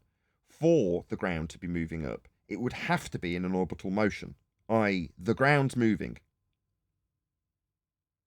Why? Because we're in a spaceship. Why? Because we're in a presupposed orbital motion not detailed by him, but me. If this observer is equipped with sufficient... Can I just say? Yeah. Sorry. They don't ever give any explanation as for why the Earth is claimed to be moving upwards towards the object. It's just that it is. That's what they say. No. That's why Einstein... completely contradicting me. No. He's put us in a spaceship. Now, although he hasn't said it, for the spaceship to be flying and not going away from Earth, in his example, which he showed with a picture, I know you can't see it in G+, which is probably why you're saying this, he's shown us visually where this will take place. Therefore, without him having to say it, there's an automatic orbital motion in place for his example. For the example to work, for the ground to be moving up to the pocket watch. Sufficient prior knowledge of their system. Go on. 1 second. No, that's fine. But within what they claim, within Einstein's equivalence principle, they don't really give a reason for the Earth moving up towards the object. They just say that there is an upward acceleration, and it's not the object that's accelerating, and that when we think the object is accelerating towards the ground, that's only an optical illusion. Well, that's not but true. Actually, it's like a Coriolis effect. The Earth is moving along a geodesic in space-time, according to Einsteinian pseudo-Riemannian four-space geometry. We're moving along a geodesic, the whole Earth. But don't forget that doesn't explain why there is a claim that the Earth is moving up towards the object. That's just a movement along a geodesic. That doesn't explain why the Earth is moving up towards the object. But let's not lose the context here. When they use the equivalence principle to describe the difference between falling down and being pushed up by the Earth, those two positions are they're not actually what gravity is according to Einstein. Remember, Einstein says it's just a visual effect, but he's describing this equivalence principle so that you can basically get confused into thinking that you can't tell the difference between the two, but it's irrelevant to the point. Remember, Einstein's theory of general relativity is a visual effect. It's light bending caused by mass, but it doesn't have anything to do with Earth moving up and gravity things falling down or whatever. They're just doing that to describe an equivalence principle in the same way that you can equivocate between any other two objects that you want to equivocate between and say, well, an apple and an orange are very similar and you can equivocate between the two of them for a lot of purposes. But really, we're talking about bananas, and that's what they're doing there. They're making you think about two totally different points and not look at what the actual current position is, that it's a visual effect, and that's all it is. It's nonsense. It's to confuse people. Yeah, but you're missing it. But how Einstein describes that visual effect is that the Earth is moving up towards the object. His point is that the object is not falling. That's his point. It's just perceived to be falling. So we perceive this as if there was a force of attraction between it and the ground, when in reality, within what he's claiming, the Earth is moving up and the object stays stationary in space.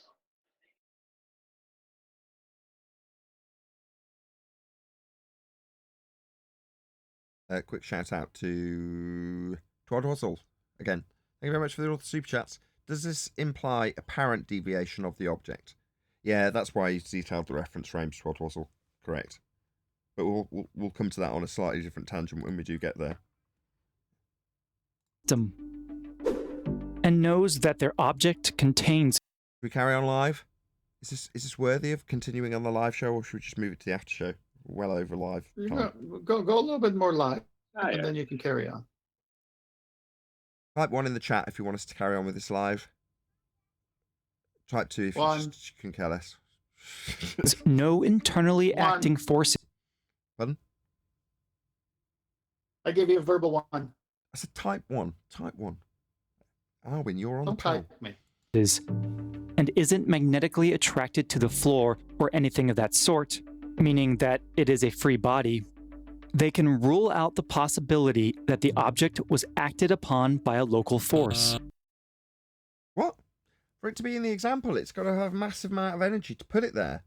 What do you mean not acted on a force? So if you ignore the fact that in this bullshit world of Narnia space sky vacuum, we're in an orbital motion on a spaceship with the gas needing to be protected for this monkey to sit in this pressurized sky vacuum based spaceship falling around Earth.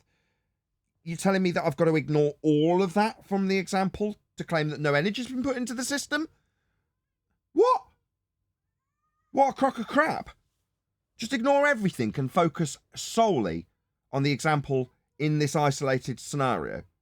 and ignore all energy that's been put into all systems to get it there. I wouldn't do that even in Narnia, La La Land, hypothetical examples that we have to conceptualise like this is. I can conceptualise them, but I can still call foul on the nonsense that you're describing when you tell me that there's been no energy put into the system. Absurd. The Price of Adams used one of his super chats to say 1. So I think we'll stay live a little bit longer. Pretty much everybody in the chat said 1. Now, literally everybody. Okay, well, I'm glad. It's nice to know that you're keen for us to do this. Gravity is not my favourite subject. It is a lot of people's on the panel. Arwin, Sleeping Warrior. There's loads of them that love gravity. Me, I don't know. It's all right. As a subject to debunk, I mean. That leaves a second possibility. That the object never accelerated at all. Again, we're going to ignore all the preceding accelerative forces that would be used to get it into La La Land orbital motion. Why would we do that? So we can then say that there isn't anything going on. It's just magic. What?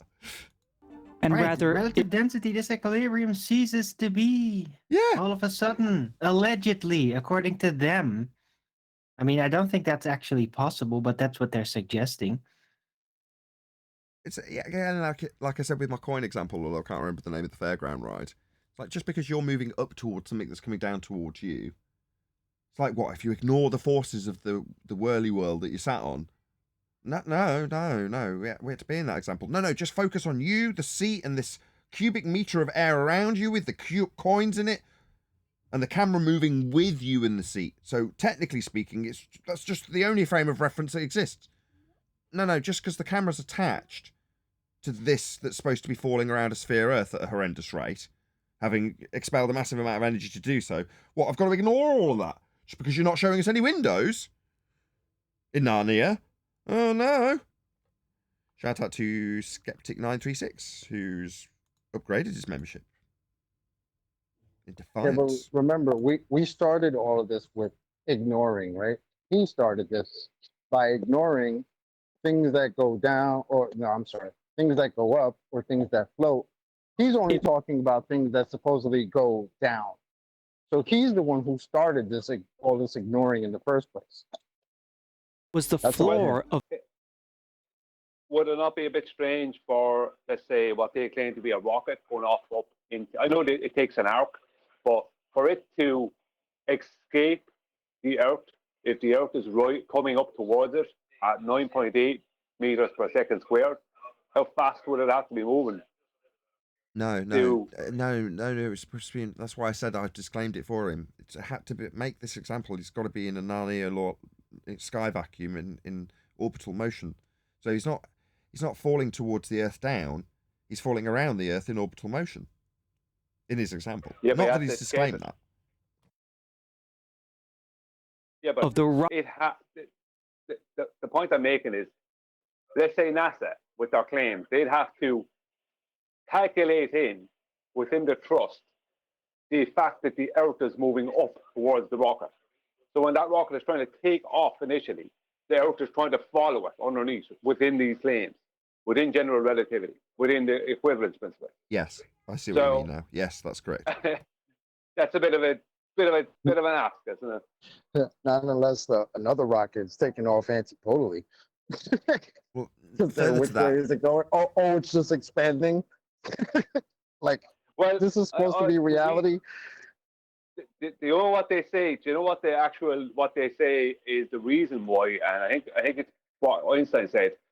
Pretty sure from his equivalence principle. The reason why that a rocket can take off from Australia and take off from America at the same time, or whatever, or why the Earth can expand in both ways, is because it's trying to get bigger, but space and time is curving in around it as a kind of an anti-expansion.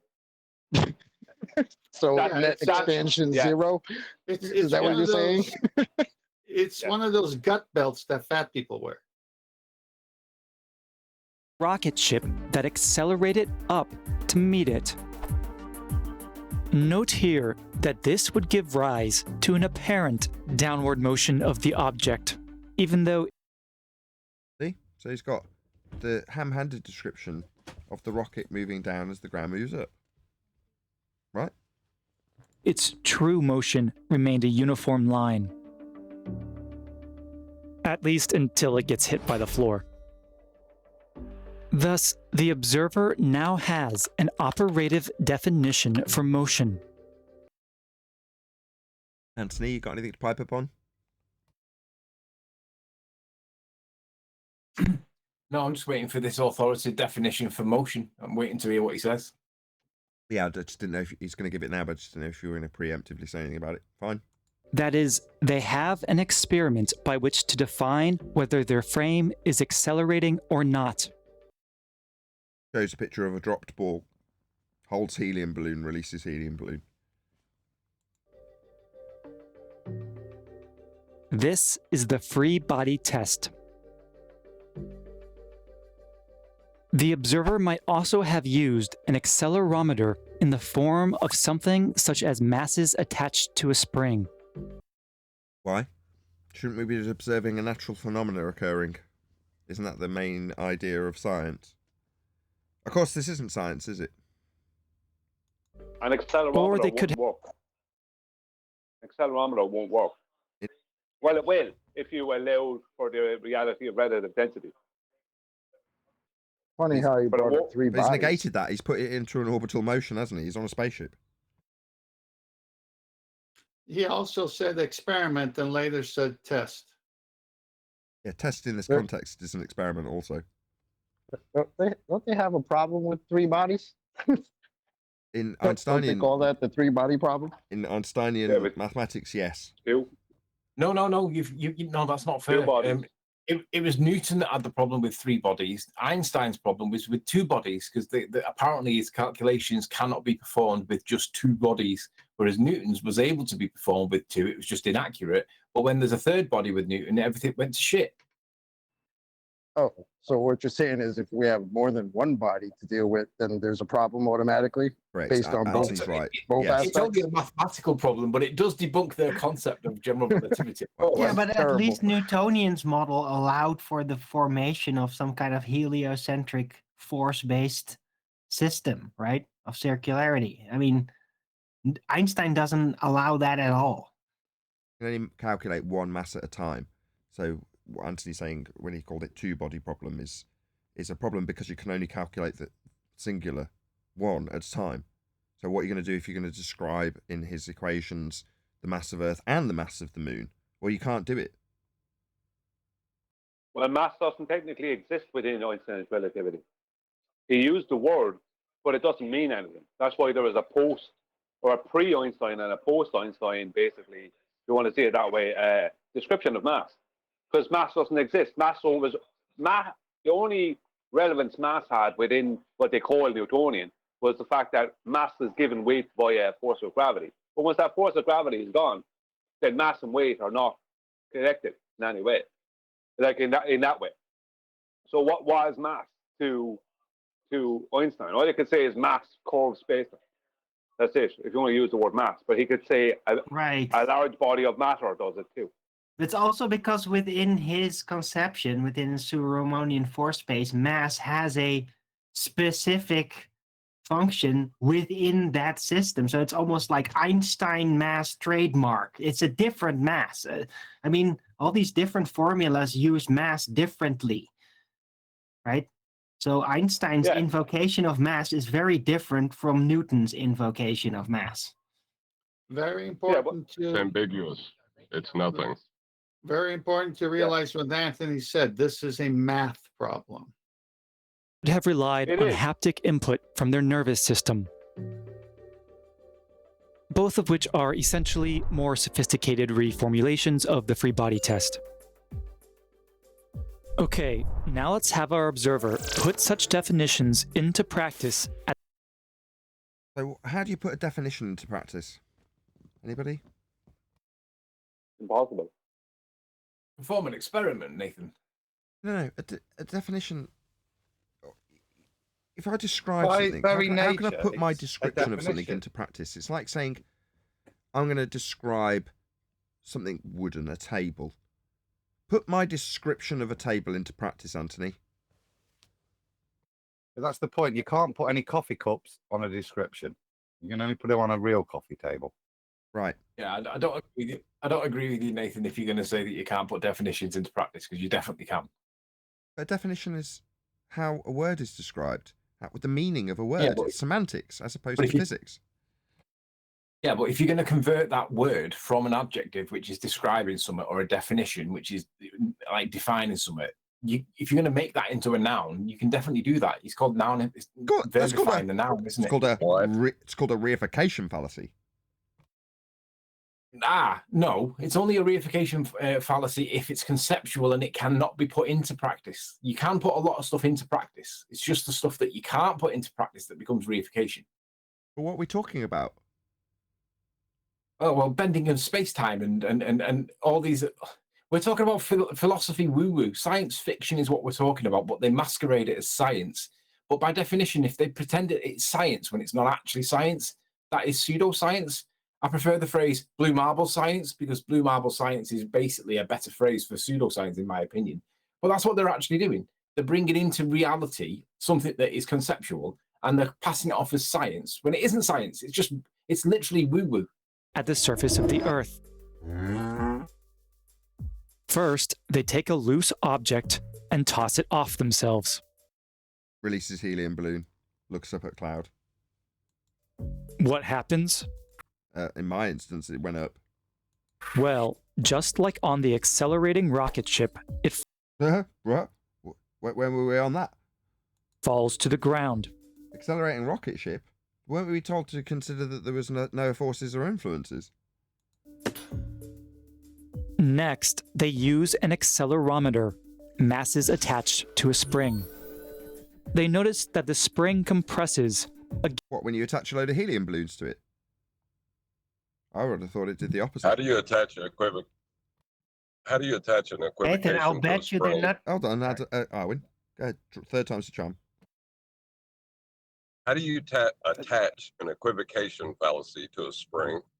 You can't. Nathan, I'll bet you that there's never going to be a helium balloon coming up in this video at any point. Show clouds, though. Again, just like on the rocket ship. Next, they use their nervous system to feel their own weight. Anthony. Weight? How do you feel your own weight? You can't feel your own weight, can you?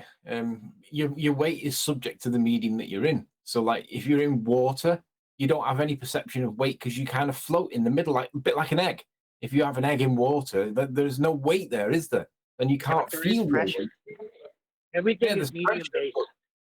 But there's no downwards acceleration due to gravity at 9.8 meters per second squared, is there? Because you're fucking floating. Perfect. So let's be honest. You can't But he's feel your weight. referencing the senses that sense pressure, and you can derive from how your pressures in your body are sensed as to, like, oh, everything is like I'm standing in the air or I'm sitting, right? Your orientation.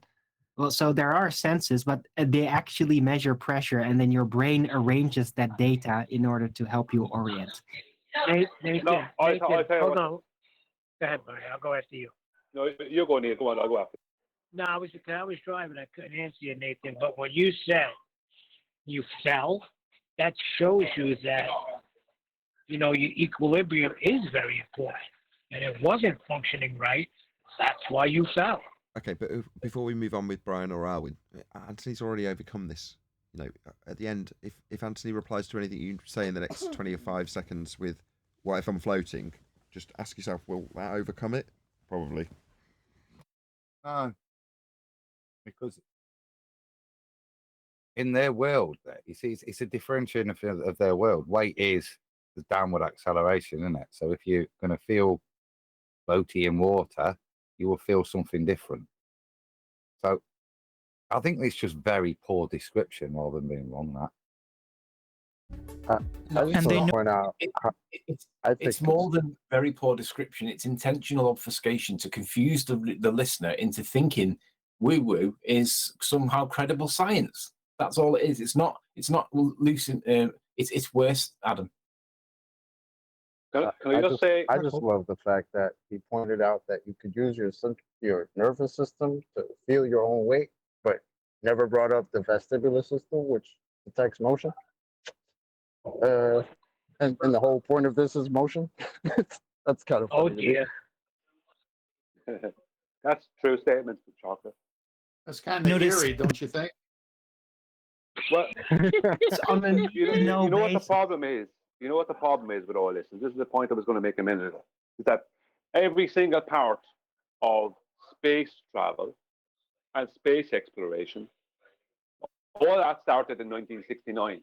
And in 1969, they started it showing a force of gravity effect.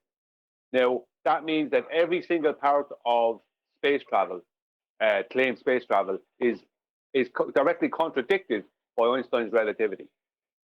So they need to add in relativity into a situation that they've already concreted into the ground,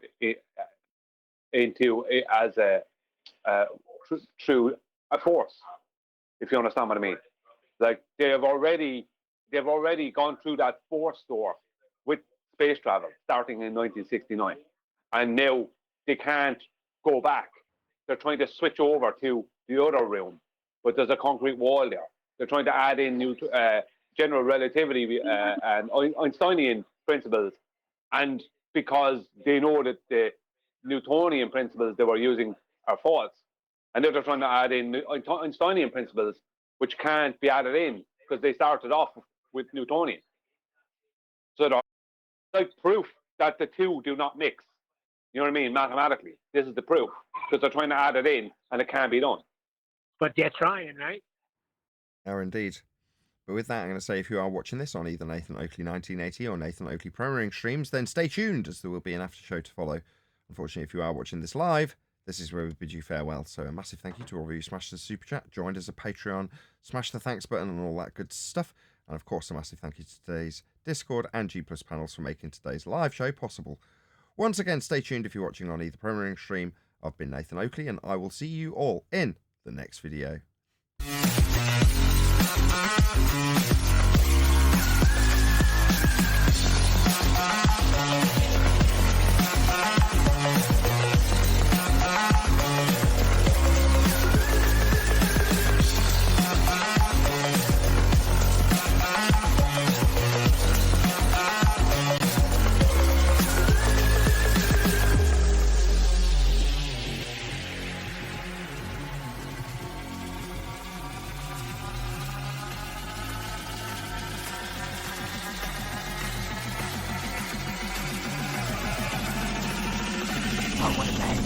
What a lovely day!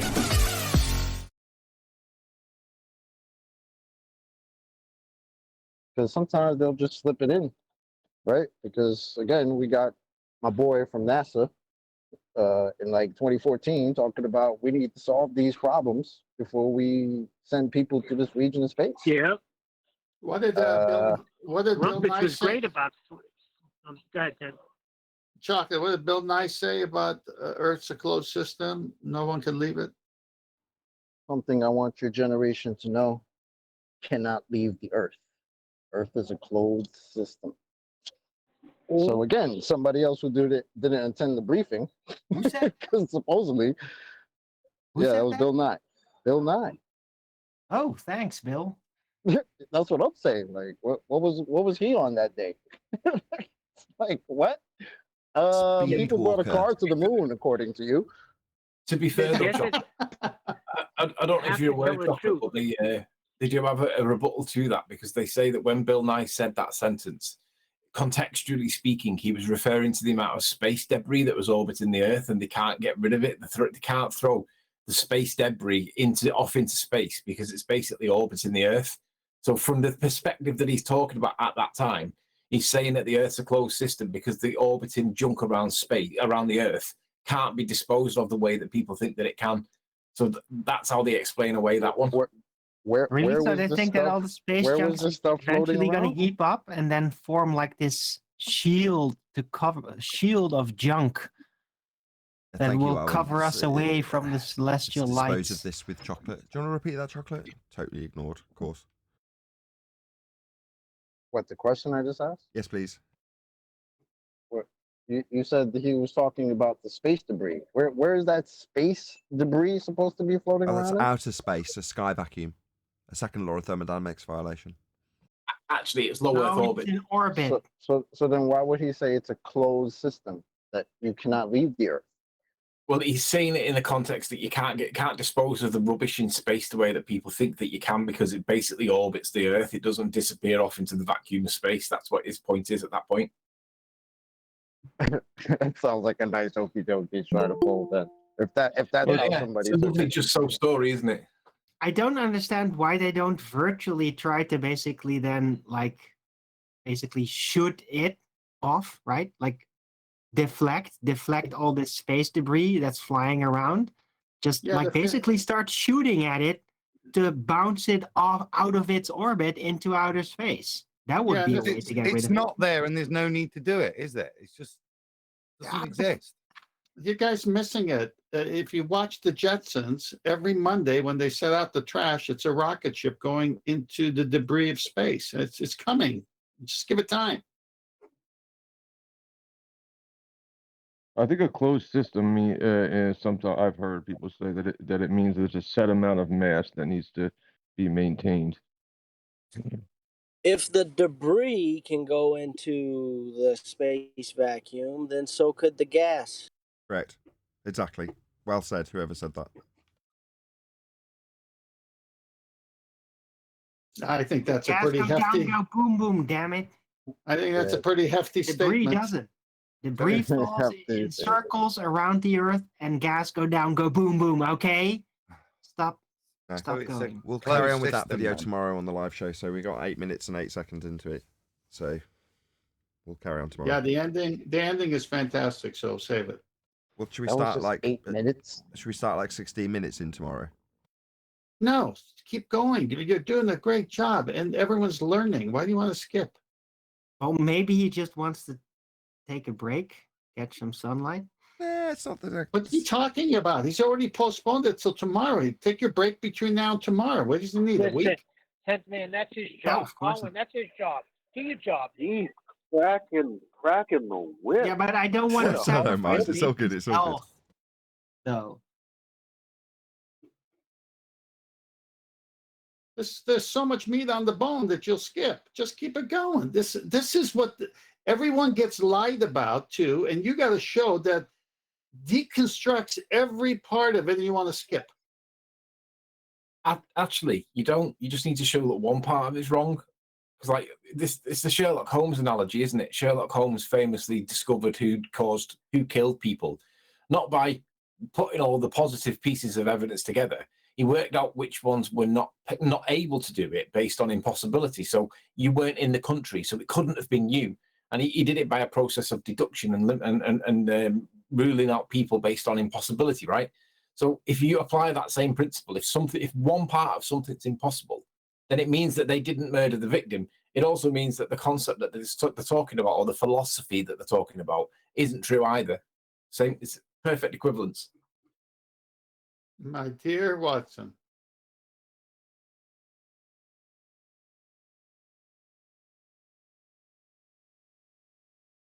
Well, what you said is also one of the reasons that they have so many contradictions within their own belief structure, is so that they can jump from one to the other whenever you destroy one, like a bunch of leaning towers all resting against each other. None of them are structurally sound, but they just keep running around.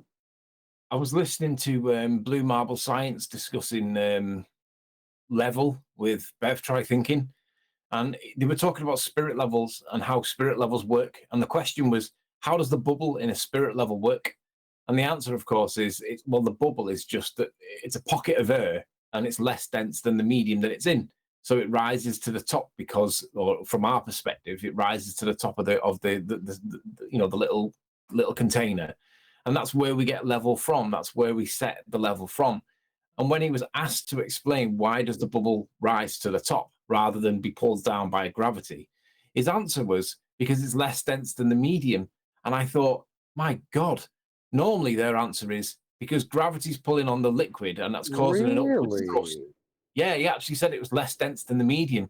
And I thought, right, I've got to get that snipped out. I'm going to have to go back over it and dig it out. But yeah, he actually said it was less dense than the medium. And I thought, is that a Freudian slip? Or is it that he actually knows and he's trolling? But either way, he's actually given the right answer for once. And he's not applied gravity against the liquid and then said that a buoyant force pushes the bubble up. He said it was just less dense than the medium, which is correct, of course. I'm going to dig it out and I'm going to present it to John. Well, he's inferring that the medium is more dense, but it's also more heavy due to gravity. That's what he's inferring. Opposed to gravity. You can say that he's inferring. I don't agree. He's expressly stating that the medium is more dense than the bubble, which is correct.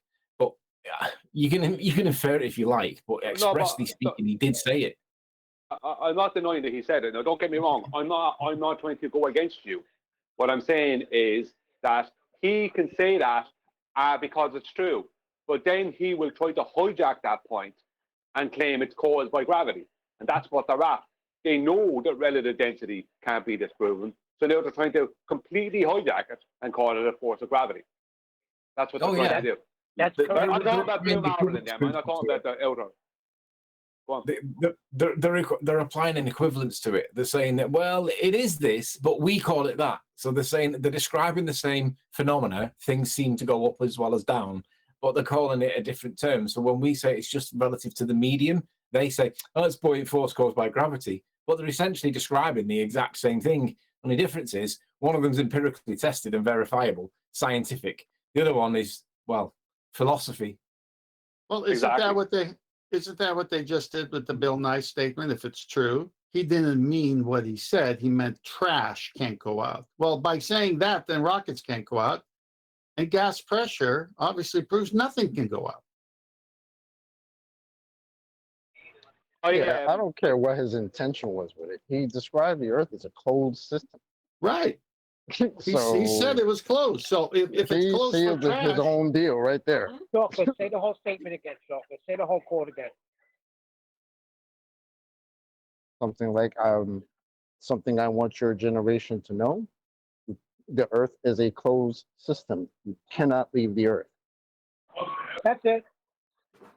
It's a contradiction, that is, isn't it? Because by their own claims, we have left the Earth. The intricacy of their claim would be that the closed system would appear to only apply to gas molecules. However, solids, liquids, they wouldn't be bound by the closedness of the system as demonstrated by NASA, Phil Bell, etc. It's intrinsic for their claim that it isn't closed, unless, of course, the only closing is for gas molecules and not other states. Adam, Can it's you for demonstrate trash. a closed system? Hold on a second. Can you demonstrate a closed system without a container?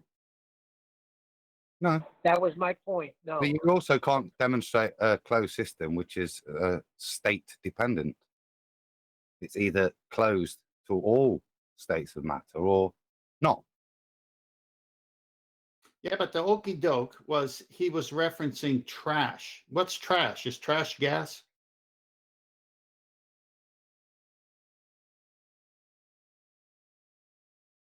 Trash makes gas.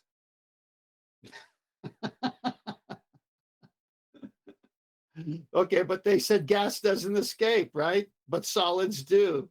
Hey, I just made some gas, and I am not trash. You're sat in the cab with those boys, I bet you are. I bet they're calling you trash. Hey, Adam, actually, I took your advice, and what we are doing now is eating at Cracker Barrel. Here's my one son. There's my other son. We're on like a very long journey. 2 hours away. Enjoy the road trip. Yeah, I got the headphones on so they can't hear you. Yeah, but we're 2 hours away from getting the furniture, and then we got to head back. Don't be no gosh darn Globers. I was going to say something too. Yeah, pull those headphones out. Let me give them a talking to. Nah, nah.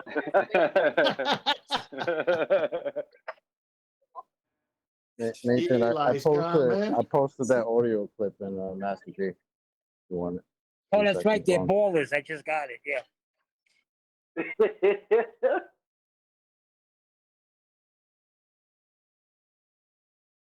Is Anthony still there?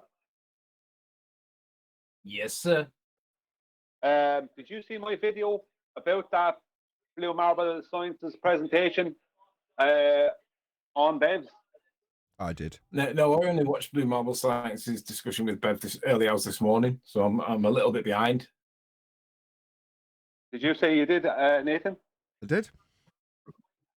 Thank you for watching it. I show where him, Larry Scott, and Jesse Kozlowski are absolute, without a shadow of a doubt, 100% proven liars and frauds. And I show where Metabunk support the claim that horizontal and level are the same thing, as Metabunk refer to level as the horizontal. We should watch it because what's going on at the moment is they're trying to do. I have your man Larry David in my chat, in my comments, trying to somehow redeem himself. It's like they're frauds, absolute frauds, all three of them. They lied. They were outwardly lying to the public. That's what they were doing. They're all outward liars, all of them. Well, this really shows them up to be totally dishonest. There's no way back. What I mean is, there's no argument against it. You know, I was thinking about this the other day. I knew what level was way before flat Earth was ever a topic I considered. Like, that should have woke me up on its own. What level is? Yeah, Yeah, but you can't beat yourself up. But the indoctrination is very good, man. I just spoke to somebody a few, like last week or so, that started at my job who does construction, and I just real flippantly just asked him, you know, do you consider, you know what level is, right? It's like, yeah, I use it all the time. I use one all the time. Okay. Is level horizontal? Well, of course it is. He just looked at me like I was crazy. I was like, well, you know, people that argue with me about living on a magical spinning water ball feel the opposite, right? And he just looks at me, well, we definitely live on a ball, but level is definitely horizontal. I was like, you got all types of problems right there. But okay, keep going.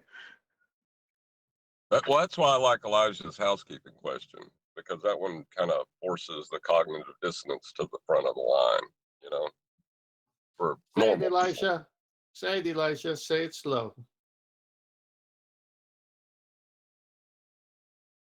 Any evidence that level runs equidistant to the center of a sphere Earth or center of Earth, depending on how you want to say it. You stole my thunder, Nathan. How dare you? You didn't even wait. Took too long. Nah, I'm just kidding. I'm just kidding. What is in their I love minds? that. Right, conform to the center of Earth. This is like a mathematical mental thing that all ballers do. Baldwin has to do that. And, right? and by the way, that housekeeping no proof. That housekeeping question was hashed out between Brian and Eli for a very long time.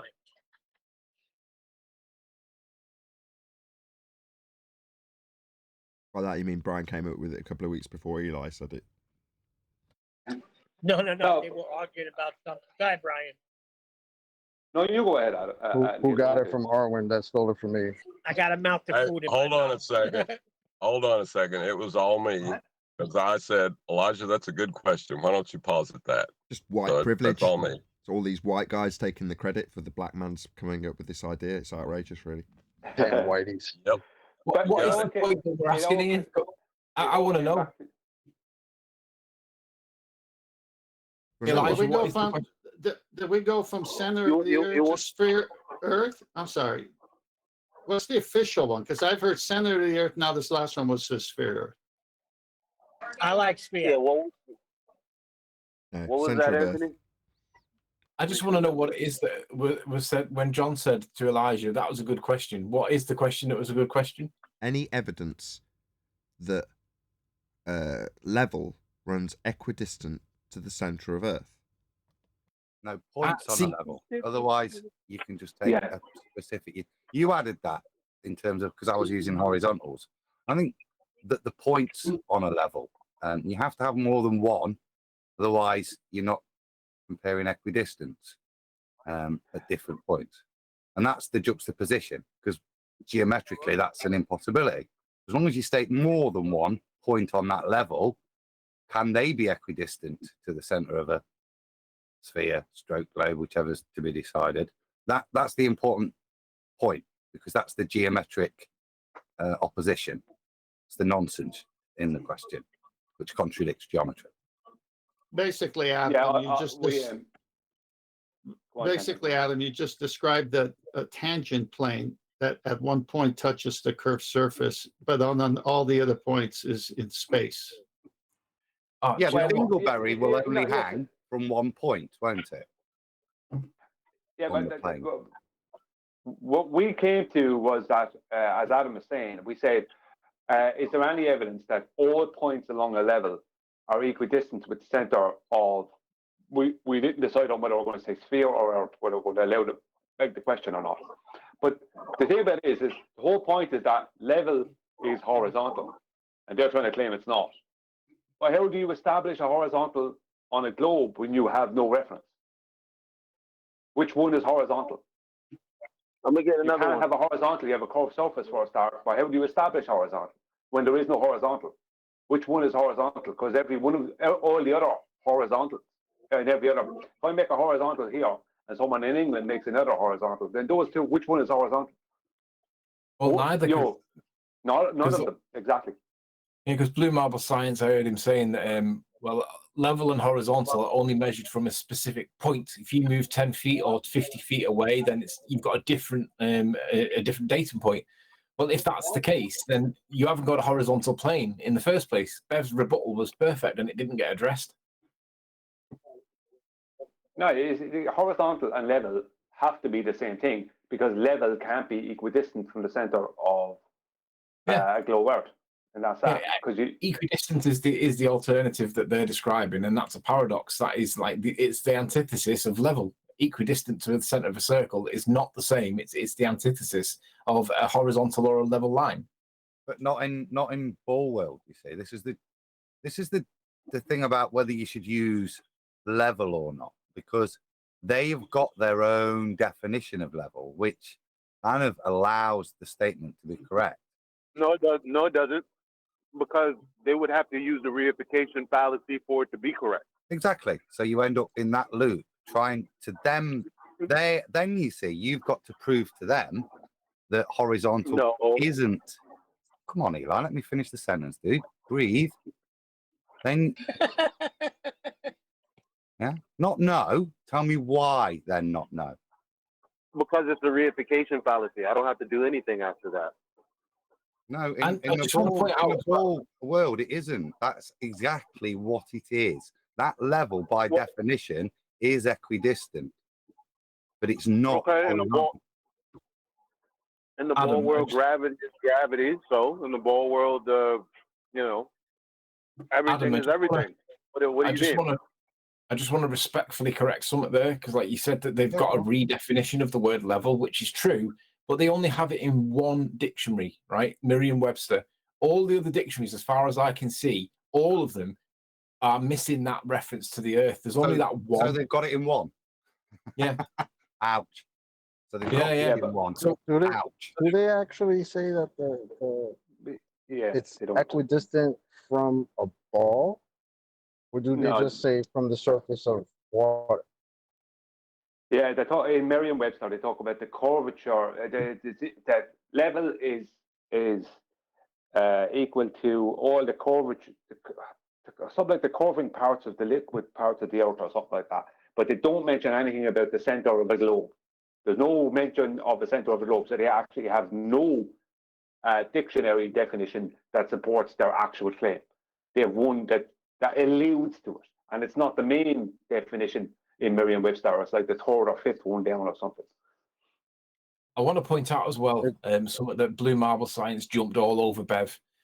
Bev, in Blue Marble's opinion, he made a begging the question fallacy because he said, if something, then something. There is something there, therefore blah blah blah. And he jumped all over that, saying that was begging the question. Yet he doesn't acknowledge that when he begs the question, he doesn't acknowledge that that's a problem or a contradiction in terms or hypocrisy, because he begs the question all the time and he ignores it. But when Bev does it, he thinks that that's the end of the conversation. And I just like, oh my God. Tony, blindness here is just... Tony, can you get that quote? Because the last point you've raised is are we giving them a citation that agrees with their point of view or not, if we use that? Can you pull the Merriam up and see whether tacitly we're giving them something that they can go, whether it's the third or the fourth entry? If it's an entry in Merriam-Webster, it gives them something to cling on to. So just can we analyze whether it's something to cling on to or not? It's in Master D. It's in Master D. But look, all the definitions that we use and acknowledge have a practical use. It points to something that is self-evident. Why are we saying, well, in their paradigm that we know is made up, this word can be seen as legitimate? Who cares? They think the earth is a sphere. What are we going to say? Well, that's seen as legitimate? And We care because we're trying to construct an argument, a semantic argument. So it's important that you care and you take time on the semantics of it to ensure it's as robust as possible. That's why, not because we can logically in our own heads know that they're wrong. We know that already. The point of the construction is to give them no wiggle room. To be honest, when I'm looking up on Webster right now, that the cornerstone of this show, I thought that the cornerstone of this show would be no wiggle room, being no fallacies detected. In this case, hold on. that's not being applied. I have to pipe up when you say that. Yes and no, Eli. Yes, we point that out to a fundie who's begging the question in the midst of battle. But in order to be a very well-armed, trained soldier in battle, you first got to understand the intricacies of the nonsense, and that's what this show's all about, right? So what you're saying is, well, I did it earlier to Anthony, although he didn't. I thought I'd get a rise out of him. I didn't. But I'm like, oh, well, Anthony's just begged the question for him here, right? I got a little rise out of him. But that's what we were doing. We're going through their rhetoric. But you're right, because if a fundie did that, we'd stop them. Right, that's what you're saying. Well, shouldn't we just ignore this? It's in relation to how the Earth is a sphere. Well, yeah. So therefore, if somebody brought it up as an argument point, we could shut it down immediately. And I think that's your point. So I'm reiterating it from the point that it's useful, which is we could shut this down immediately if someone brought it up. Well, I have no. It's not. Well, I think that what it is that it's not like I'm using this to be an argument. I want people to stop feeling like they have to defend some flat earth model because a globe earther says, well, my model says this, so you prove otherwise. Because basically they're telling us they're hijacking all aspects of our reality and telling us to prove something else that's non-existent, because they're saying the reality that we experience isn't tied to, well, the reality that we experience. So when Adam says, well, you have to consider that level as a definition, and I'm like, okay, yeah, but when you tell a person that it's a fallacy and you explain why, like, if they continue on, what do you do? Like, You don't need to continue on. okay? You can't continue on in their mind because Well, they that's go what I'm saying. Merriam-Webster. Therefore, they've won the argument. It's there in black and white in Merriam-Webster. It's a roadblock, that is, for the argument to progress if they use it. And that's why I want to read it, because it's in... Just before you do, I have something that is important for you before you read that. That's based on this. The other night, Bev was accused of begging the question when he stated that horizontal and level were the same thing. He was accused of begging the question. So they can turn that back on you within. Okay, Nathan, do you agree with that? Nathan, do you agree with that? I'm actually just gluing a chair at the second. Can you ask someone else? No, because you have not interjected on This is the only part that I have disagreed with so fervently all this time. You have not piped up once since we've debated back and forth on this. Just before we get an answer, while Nathan's busy doing something else, you're not going to get an answer from it at the minute. He's gluing a chair. The effect of the effect that Blue applies, because when he claims that there is a begging the question fallacy, he then applies the principle that there is no further discussion or debate required because it's logically fallacious. So let's remember the absolute black and white position that he applies afterwards, because every time they beg the question from now on, by Blue's authority, we can just stop talking to them because it's begging the question. That's by his own admission. Well, it's worse than that, because what Blue Marble Science was hanging on to was that there was measured divergent zeniths. Now, he knew, if you look at my video, I'll make it very clear that he knew this didn't happen. And Larry Scott and J.C. Kozlowski knew they didn't measure divergent zeniths. But they gave the impression that they did, and Blue Marble was using that as his backup, because that was his presentation prior to having this to and fro with Bev. That's why he was able to say to Bev that he was begging the question when Bev said horizontal and level are the same thing. He was saying that. You don't have to make that claim, do you? You don't have to say that they're the same thing. Yeah, that's up to them to equivocate or differentiate. It's not for you to the question shouldn't be making you make that statement on their behalf. And if you're saying that Bev's got in a knot on this with a baller, then as he tries to equivocate the two to make them mean the same, then that's a route you don't want to go down, isn't it? It's something that hopefully the question can strengthen you and prevent. Well, what it's also a sinner, but it's also why wouldn't we? Damn.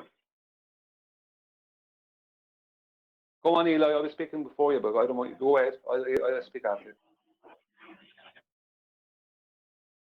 It's a synonym. We already figured that out. Why are we doing this now? Not a synonym. We're talking about something that happened the other night. We're talking about something that happened the other night. I'm trying to report on it. I know, but you're saying it's not a synonym in Merriam-Webster, but we did find a definition. We just talked about how only in Merriam-Webster is this third-tier definition found. But we do have synonyms. Well, these words are synonymous in other dictionaries. So what? I mean, I really don't get it. It means it can have that meaning as well. If it's in the dictionary, it can have that meaning. It's got it. It's there. It's listed. Yeah, but what if it's only in that one dictionary and all the other dictionaries don't have it? Isn't that enough for a baller to say, no, it's in the dictionary. There you go. Citation. You want citation? Citation, please. There you go. And then but you also have to. How about in other languages? If we did that, that would be deemed cherry picking. Hold on, everyone, be quiet. You're all talking. Stop. Right, Anthony. This is the Socratic method. That's what Adam's going to get to next, I'm sure. Well, I said this is a semantic question. Yeah, they have to. This is the point. The question for me it shouldn't have ambiguity in it, right? So it's not that I dislike level, it's that level has an alternative thing that allows you to conflate the argument, stay away from it. And in doing so, as Brian said, I find that interesting that Bev got a going over as he tried to conflate the two, because suddenly, as Eli said, you're trying to prove a point about your worldview or attack their worldview. This is why I wanted to keep it. To me, the strength is if you keep it to statements of geometry, then they've got to equate it to their world, and then fundamentally they've got to describe the difference, and they can use Merriam-Webster at this point to say, no, a level means this. We always say, well, we're not using level, we're using horizontal. Show me a definition where horizontal has this. But if you want to equilibrate level and horizontal, then we could go into all the other definitions, but they've still got that one with level. That's why Socratically, I would recommend for your question, Eli, that's a lot stronger, and it keeps the focus, and more importantly, keeps the pressure and the proof side on their side if they want to come to level. Adam, Well, my point. If it was the other way around, we would be accused of cherry picking the only one definition that supports us. Why can't we just say the exact same in rebuttal to them? They are cherry picking the only one definition that supports them. Well, nothing else. Yeah, they are worse than that. because After Brian, I'd like to talk. they are cherry picking with that. They are cherry picking with that because that definition is contradicted in the line above or below it, I think. So it's a cherry picking situation. It's very vague.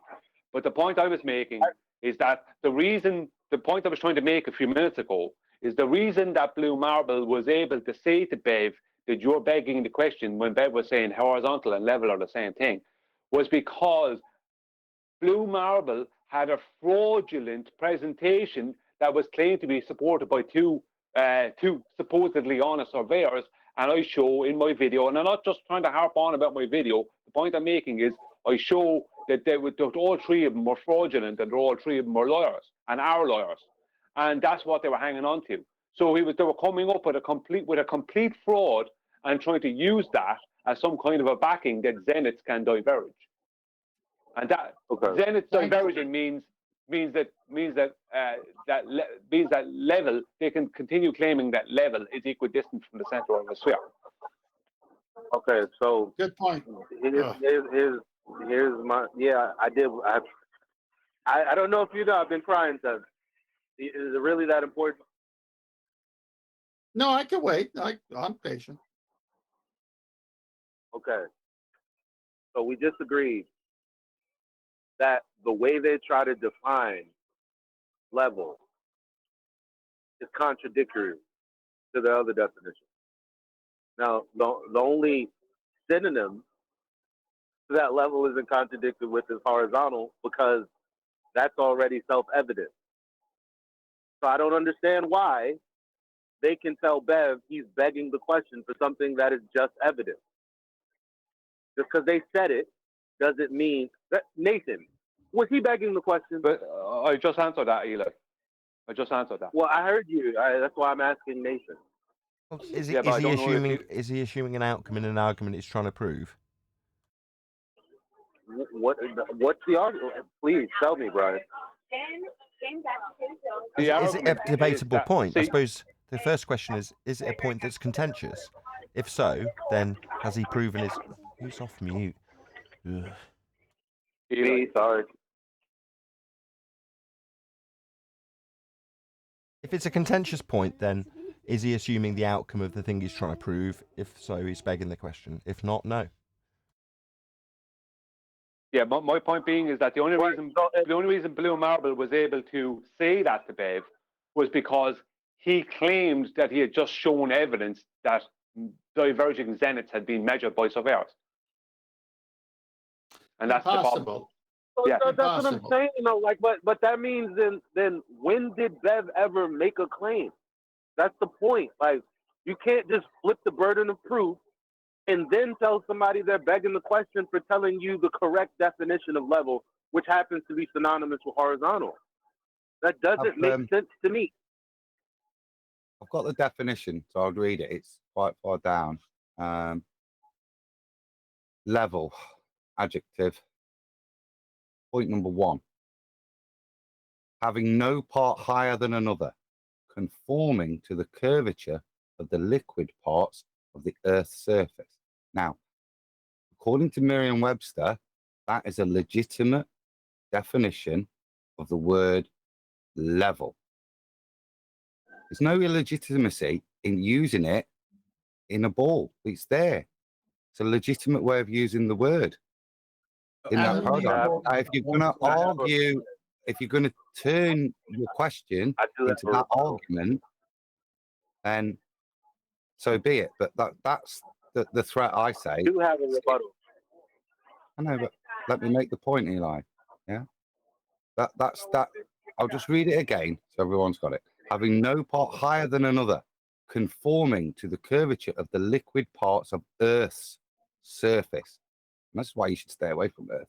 Make them make the equivocation. Okay, so my response to that is, okay, there's your citation, justify it. Doesn't QE always say you don't just need to cite it, but you have in Merriam-Webster. not you. The person making the argument. Why? He's saying it's there in front of you. I need a little help.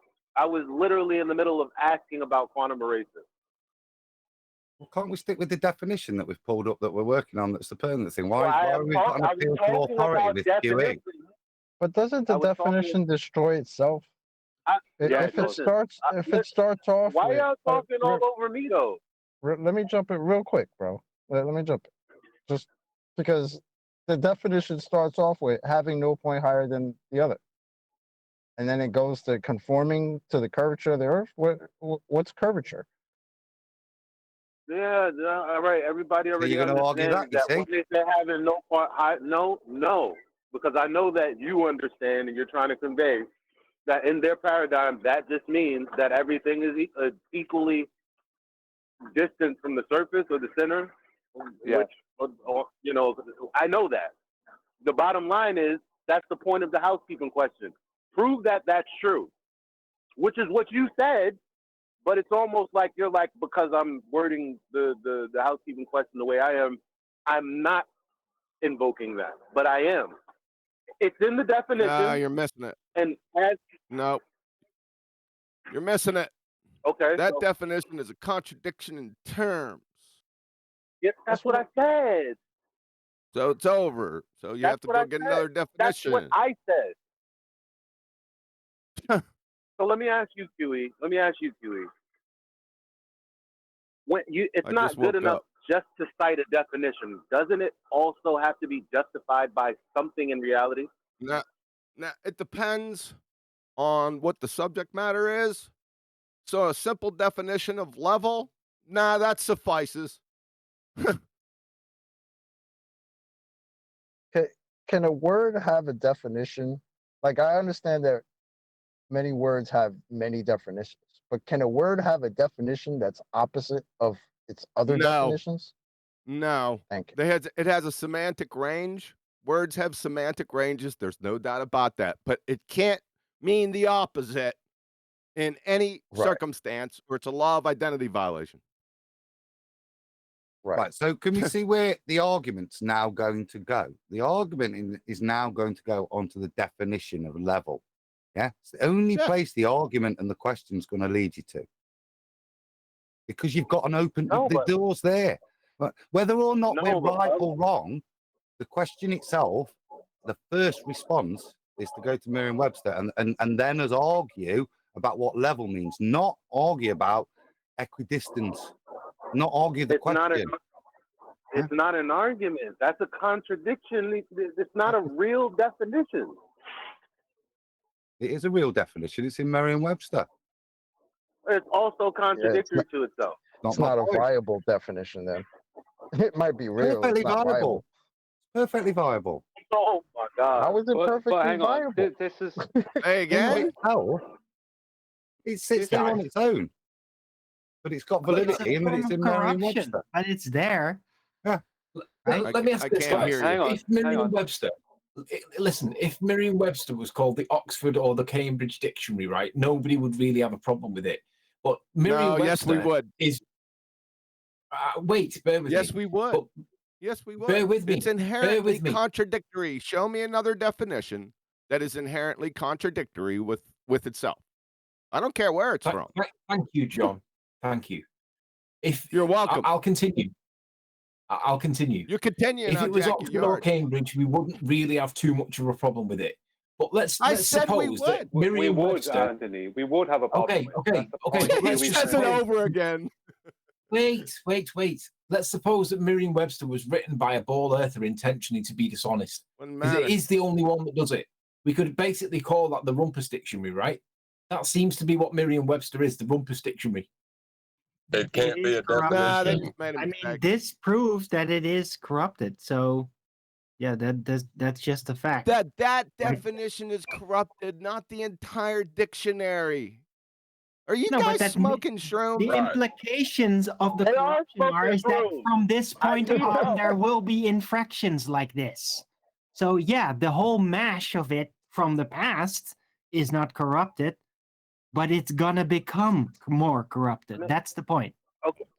Okay, but look, but Adam is trying to tell me that because they have this one contradictory definition in itself, that all of a sudden the word level cannot be used. No, this Nah, is I what don't I'm trying do to. That's that. what I'm trying to say. I did not No. say cannot be No. used. You're This not is, even this is, okay. So this is go ahead. hopefully not a point of us arguing. It's supposed to be a point of us refining and listening to the other points that are being made to refine it. And responding to the points. Yeah? So Yeah, where we've got so far seems to be that we recognise there is an issue, and the way if we use the word level, then we're going to go down where we are now. Okay? You're going to get Merriam-Webster. You're going to get this. I called you out. I mean, I am talking, Eli. not Just you, let me but- finish the point.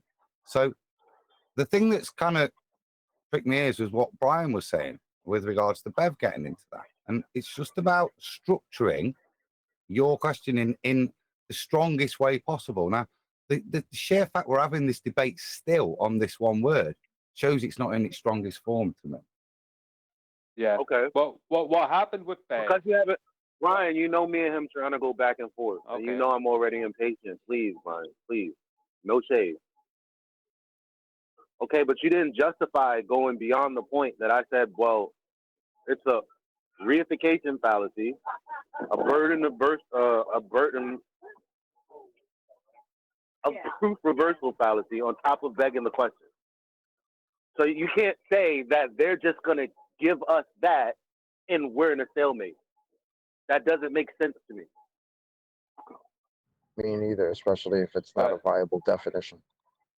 Yeah, but this is the point I've been trying to make, right? What happened with Bev was there was supposed proof after being offered to Bev, and Bev was just stating, just from reality, that horizontal and level are the same thing, and they have to be used to use perpendicular and surveying and other things. Horizontal and level have to be the same thing. But a fraudulent presentation was presented by Blue Marble Science that was based on supposed measurements taken by two fraudulent surveyors. But the problem here is, as far as the housekeeping question goes and the proof of horizontal and level being the same thing, they're kind of two different things.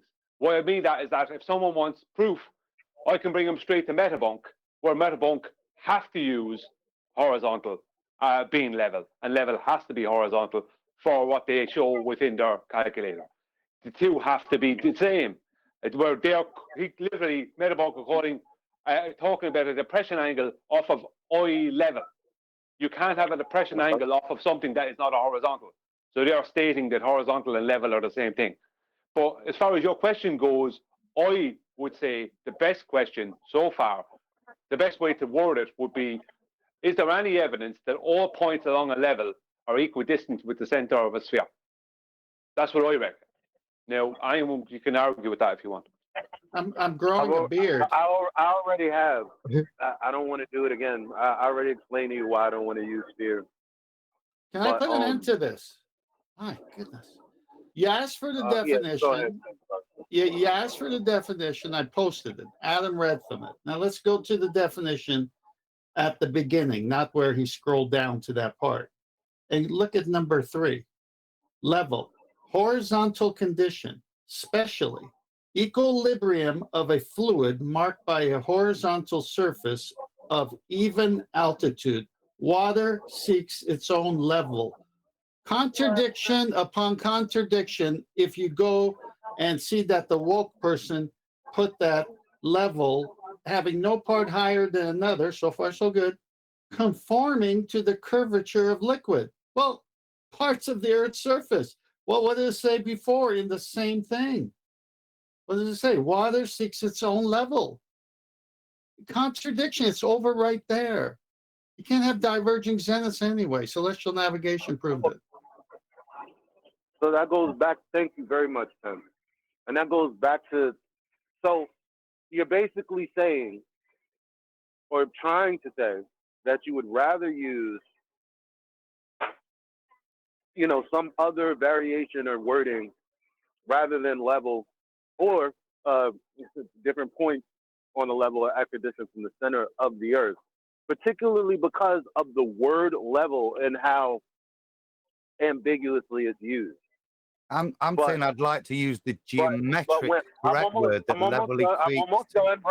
Bro, when you wanted me to relent, I did. No need. I thought you had. Okay, drama. What, Nathan? Just make the rest of your point rather than moaning about not He getting just to tell make you. He just tell you calm down. When I was calling for you, when he, all right, yo, all right. Chocolate though, this is a black thing. Okay. Anyway, I understand what you're saying as well. Just in case you're wondering. I know Nathan's 20% black. You're a brother from the black. Come on, just black let side. What else? make his point. Give him his All right, time. yeah. So the whole thing is the problem with level. There is no problem with level. When you say, well, when Bev says this X, Y, Z, that's why we want to word it differently. Bev, it didn't sound like you guys conveyed a claim that Bev made. Specifically, what Brian just said was some of Blue Marble Signs did something, and because of his claim in a presentation, all Bev said was, no, level and horizontal are the same thing. And now you guys are saying, well, because that could be considered as begging the question. That's where I want to stop. I asked Nathan, and now QE, is that begging the question based on what I just said? That's not the point we're arguing, though, is it? We're arguing which is Yes, the it better is. word to use, level or horizontal. Now, semantically, No, that is so what does level you has just said many? that's not what we're arguing. Oh, Eli, yes, you it just is. told me off for doing that. Now, But you just said that it's not what we're I'm arguing. going to make another point, but you're not a mind reader, so calm down. Okay, get it all out, tuck yourself out, and then I'll come in and make. Come on, Adam, don't patronise him. He's just. I am doing because I'm trying not to angry. Because he's doing a red. It's a red herring, though. Because you're going to tell me everything that I just said.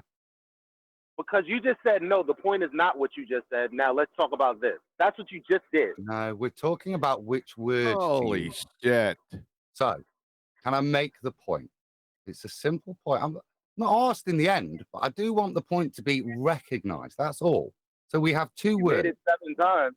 Wow. And I rebutted it 7 times. You haven't. He's This not is going to the let you. point. Adam. Right, Eli. Right. There's no logical inference when he made that statement, so I'm going to say no. He wasn't begging the question. Thank you. I'll be quiet now. Eli, listen. What now? Right. So the point is, we have this word of contention, and level in of itself has such a long listing, of which one of the things that it is comparable to is horizontal. Right.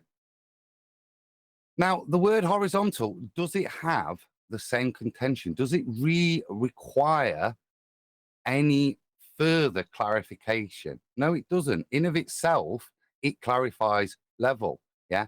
Horizontal is non-arguable. It's got no contention with it. That's my only point, that in a semantic way, look at what's happened. The look at where the question's gone. That's my only point, Eli. Yeah, on this bit, there are other points of the question, but we're just working on the word level and horizontal, and that's all I'm trying to decide which strengthens your question the best. I like it the way it is now.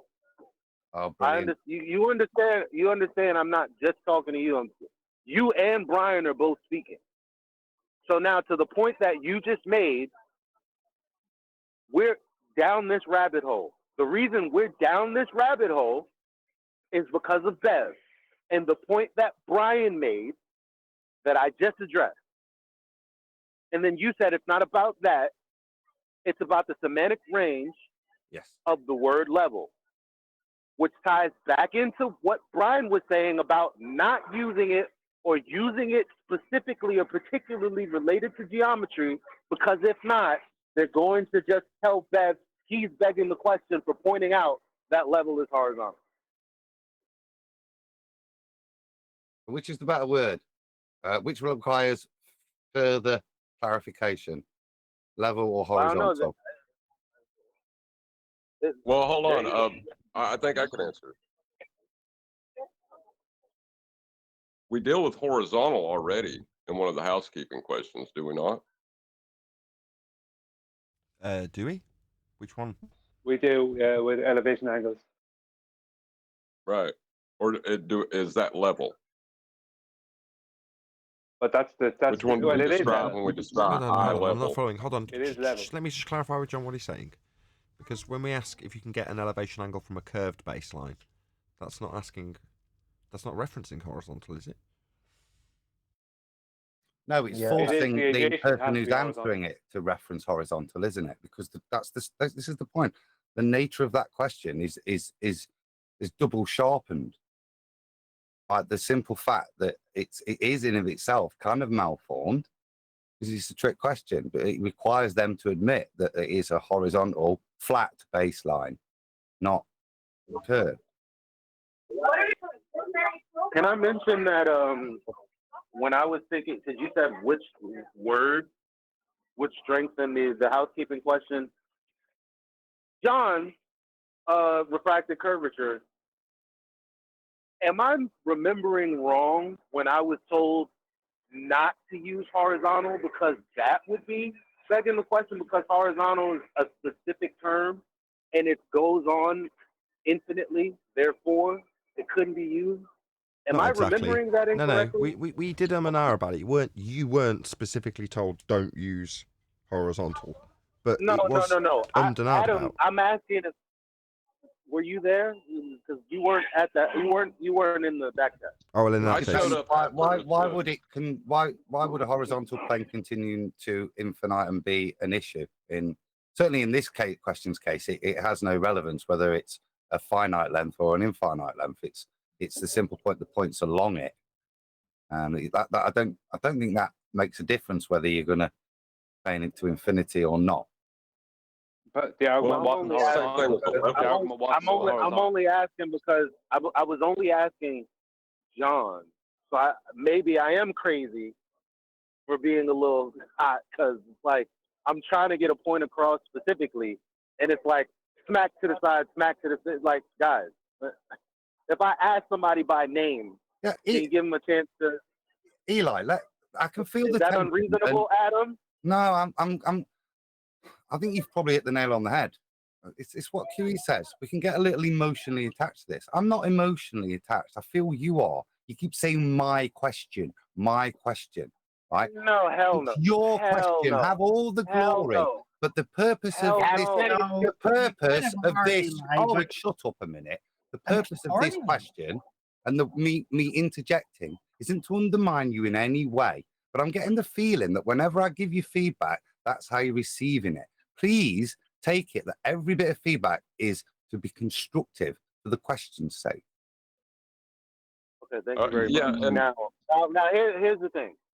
I've addressed your same critique many times. It hasn't been anything I'm still waiting different. for level and horizontal. You've not praised it once. You just go to appeal to emotion and history formats. You don't address the crazy point. now. I say a couple of words and he's allowed. Let's take a break. Yeah, because you misrepresented me straight away. That's why I had to challenge you. I didn't. I did not. I asked John if he remembered. I asked John if he remembered someone.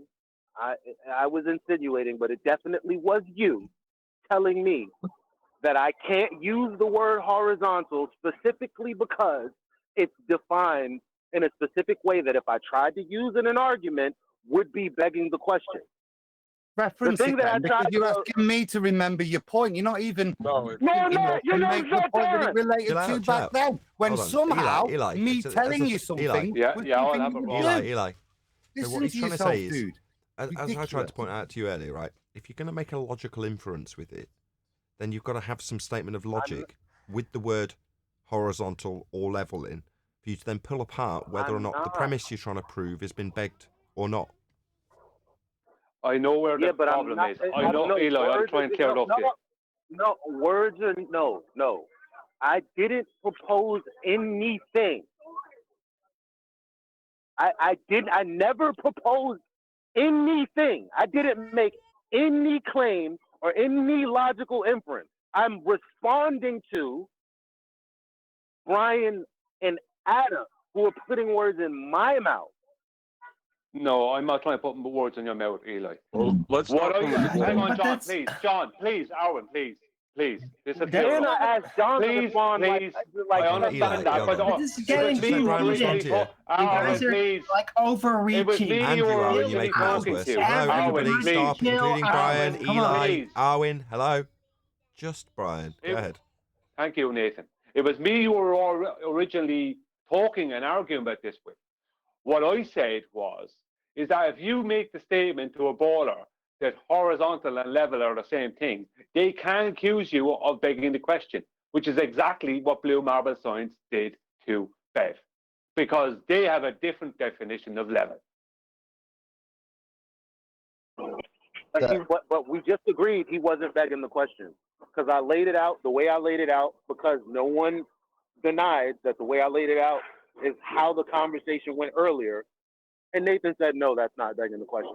So your point is that some numpty dipshit is going to call a fallacy when it isn't a fallacy, after he's already begged the question and put the burden of proof. The same exact thing I've been saying from the beginning. Yeah, I would say it sounds like that response would sound like they're begging the question that level isn't horizontal. And that would be up to them to prove it. This definition that we're talking about, it's not even viable. It debunks itself. So I don't even know, like, what are we talking about right now? Yeah, this is the point that, like, what's being argued now is the reason for the question being asked, because it falls back on the people claiming that level and horizontal aren't the same thing. Right, there's your answer. So between John and Brian, we've got to the answer. So to answer your question, Eli, which is nuanced and does need answering in a particular way because it depends on which side of the fence you sit. Is it a begging the question fallacy to say that level is the same as horizontal? Well, according to them, yes, because they have a different definition of what they say contradicts your assumption that you're trying to prove. You're trying to prove it's all flat. Well, you're trying to prove it's all horizontal. Well, you're trying to prove it's all level. Well, level that runs to the center of Earth. So therefore, you're begging the question, right? Who's off mute? Who's doing that? 3 people off mute before I've summarised the 2 points that were valid. Yeah. Now, Nathan, I'm just summarising their points, Eli. You've just hashed it out for about 30 minutes. Now I'm just summarising it for you. To them, because they have a different definition of level, yes, it is a begging the question fallacy at surface level until you justify their reasoning behind claiming the fallacy. Now, in the scenario where they just say it's fallacy and then try and move on, no, that's not reasonable because you've got to justify how it's a fallacy. And when you say it's not right to assume your outcome that horizontal is the same as level, therefore begging the question because level runs to the centre of Earth. However, when you get down to the semantics of the definition, you can show that isn't the case, therefore isn't begging the question because it does meet the standards of all of the other definitions. But you've got to break it down to semantics to answer your question. It's not a simple yes or no question because it depends on which side of the argument you sit. Well, hold on. I agree with it. Hold on. Just one more thing, I promise. I agree with everything you said. That's why, and I remember, you guys should remember me going crazy on this every single time because it's like, Eli's like, y'all not hearing me. I made the same point that you did. Why on earth would you be making this an argument? It's not an argument. It just is what is. I'm not going to be trying to prove the earth is flat by saying level is horizontal. But to them, that's not going to be an argument. No, I get that. But to them, you are, because they have a different definition of what level means. That's where Adam's trying to make his point clear in terms of the housekeeping question, because there's no ambiguity. But that's after they... I'm nearly That's done. after I'm they nearly done. I reverse know the you're all burden of very proof, triggered though. about this. Hold I've on, listened. Elijah, I've 'cause I'm gonna listened. apply. I'm trying to summarize it as the host. For the love of Jesus, I've heard these points from all of you about twice or three times. Can I not just summarize it? It does just depend on the semantics having been discussed. So Blue Marble's trick really is to shut the conversation down quickly after calling fallacy. Because from his standpoint, he can justify it after the fact without anybody to challenge him in the moment. But if there is somebody there to challenge him in the moment, they can say, well, let's get down to the nitty-gritty of what the word means. At that point, if he pulls out of his ass his Merriam-Webster moves to the centre of Earth based on water being level, you can then start defining that. You're into a battle of semantics. That's what we do, though. That's what debate is. When I almost said at the beginning, it's like when you're asking this question, why would we do it? It's not an argument. That is what we do. But for them, it is based on flawed semantics. Well, may I point to something in this? Because to say that level's not the right word because of semantics, you could do the same thing asserting their position of container, because their idea of semantics, well, we have gas pressure. Why are you assuming we have a container? Can I make a short, Exactly, a very short point, and Can then I'll everybody be out of stop your hair coming off for this? mute before the end of each point? I got 2/3 of John's point, then I got a load of Eli's background noise. Can I make one point, and I'll be out of your hair? What, before John's made the third point that we didn't get to hear, so all of it's for nothing? Moving on to Arwin? No, it will be contributing. No, I'd prefer It will be- I actually got to hear it before you and Eli interrupted the end of it. Well, it's kind of, I see what you mean, Nathan, about the semantics, because semantics are an element of debate with a contentious point. Between those two things, that is the debate, right?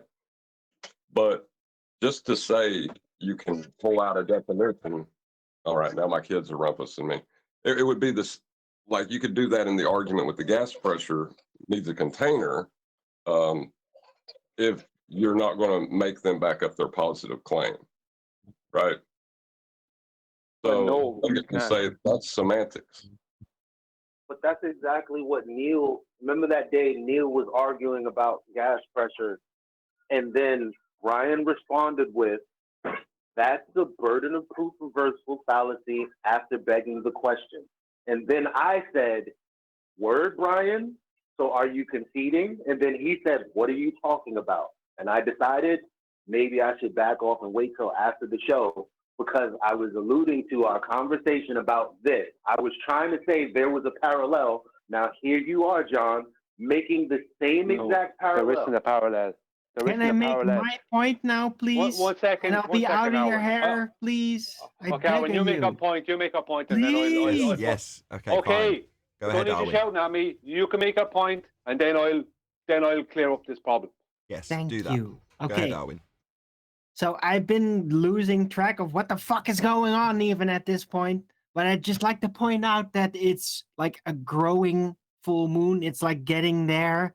So everybody's going to be like overexcited. Total bollocks. And this is what I'm Whatever. seeing right now. Everybody's very so invested, and like we're constantly bumping heads, and we need to take care of this. We need to grasp what is going on and make this more efficient, because we end up just getting in each other's way, and this is just a waste of our energy. Stop it. Okay, Let everybody make their own point. Keep it to yourself. You can use that energy to restrict yourself on that level. Use it. Thank you. Okay. Thank you very much. Okay. Go ahead, Brian. Yeah, okay. Thank you, Nathan. No, the big difference between those two scenarios is there is no definition that states the gas pressure is possible without a container. There is no definition that states that. And there Why would won't there be a definition of that? Because it doesn't exist. Why would there be a definition of that? What would you be defining? Well, Gas what do you pressure. mean, John? I don't understand. Gas pressure would be what you'd have to define in that instance. Yeah, you wouldn't. It requires a container. There's no way around that. So semantically, the definition of gas pressure. Hold on, because this is the point where so Is it a debatable topic? Is what a debatable topic? Gas pressure? No. But I just brought up the semantics of, so I could just say it was begging the question from if I was a heliocentrist. Well, you're not begging the question, but I can show you that and prove to you without a shadow of a doubt that all gas pressure requires a container. That's not something that I'm begging the question of. There's a difference between the semantics of two words and their definitions with level and horizontal versus the antecedent consequent relationship with gas pressure and containment. You can't have gas pressure without the antecedent of a container, but there's no antecedent consequent between level and horizontal. Well, no, that's not the argument I'm making. I'm saying that if someone else's worldview, allowing them to call a question or a statement of fact begging the question is a reason not to ask the question, then you could apply the same logic to that. Well, no, because a horizontal, let's just say horizontal is an orientation. If you understand what I mean. It's a base. Hold on, let's just do it for John. Let's just do it for John. Brian, say that statement one more time. Horizontal is an orientation. Just begging the question, mate. Well, see, but this is what happened when I was talking about. Let's see how he does. Hold on, Chocolate. Let's see how he deals with this. I'm just helping John out, right? This isn't my point, Brian. Okay. You say the statement again. I'll tell you you're begging the question again. We'll see where we go. Horizontal is an orientation. You're just assuming your outcome in terms of horizontal being the orientation. That's a begging the question fallacy. I'm just saying it's not. Yeah, horizontal is the baseline for where all angles above and below horizontal is defined. Horizontal is defined via the horizon. All horizontals are parallel to each other. Tell me when you're done, and I'm just going to repeat myself. You're begging the question. How am I begging the question? You'll have to define how I'm begging the question. By saying horizontal and level are the same. That's just begging the question. Yep. But how is it? How is it? Your outcome is the orientation of horizontal for the Earth. And you're saying I'm not assuming that horizontal all right, is I'm not going to do defined. this clearly. Obviously not then. The horizontal... Go on, Nathan. John came in on top of me, so I ended up with you and John arguing with me. So you go on, Nathan. Can I ask a question, Brian? Why make that statement that it's an Which statement? Orientation? If it's a horizontal to me, yeah, even then it can have different orientations. It doesn't. To me, a horizontal. See, the horizontals could be running up. I can't. Or the horizontals could be running upwards, horizontal to each other. Yeah. What do you mean, running upwards? Until I'm orientated, you've got to orientate what it's horizontal to. So in of itself, yeah. It's horizontal. It's horizontal to what? Vertical and horizontal create perpendicular. You know, That's what creates the other. All directions are relative. That's to a human. That's what I'm saying. But Why make it a direction? I don't. Because sea level is 0. Because horizontal.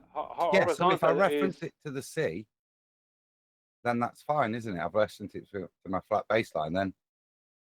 Then it's got it because it's referenced to something in it. But it just puts you in a sticky spot by just saying it like that to me. It just opens you up to why.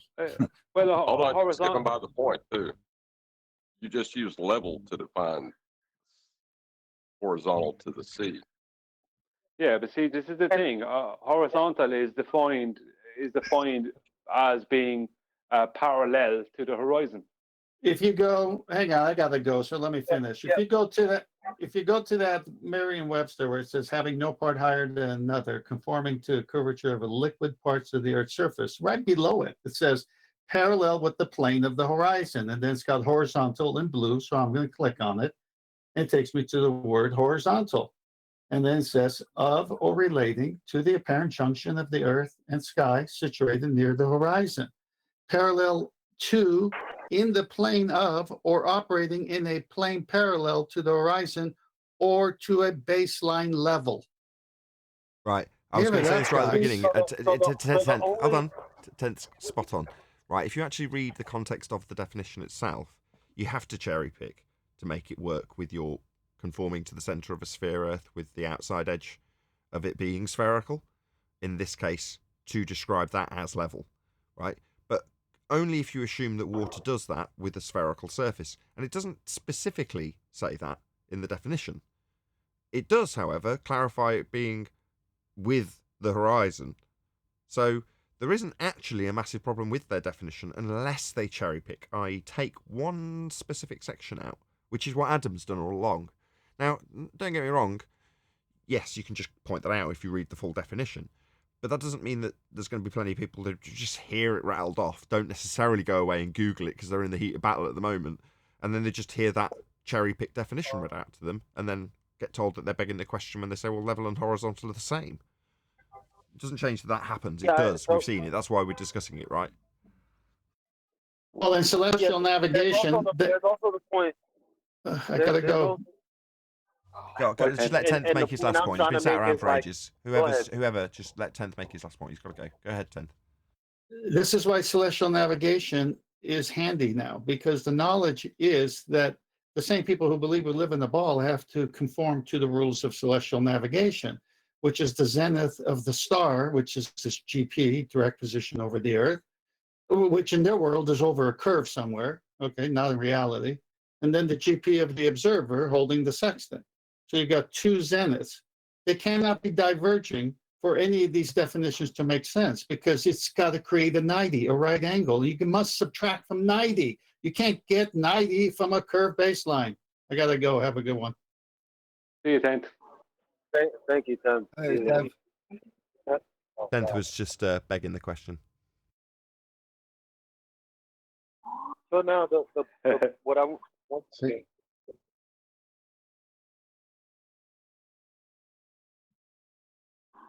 Sorry about that. So when I was saying that Neil's argument was parallel, this is what I meant. So the reification is the only thing that contradicts the definition for level. The reification being the curved surface of the water or what have you. With the gas pressure argument, the reification is gravity, where gravity is considered to be a container.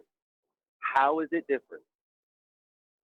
But it's only considered to be a container in people's minds. They don't actually mechanically connect it, though. Right? It's an illusion. It's an illusion that everybody falls into because it's so convenient.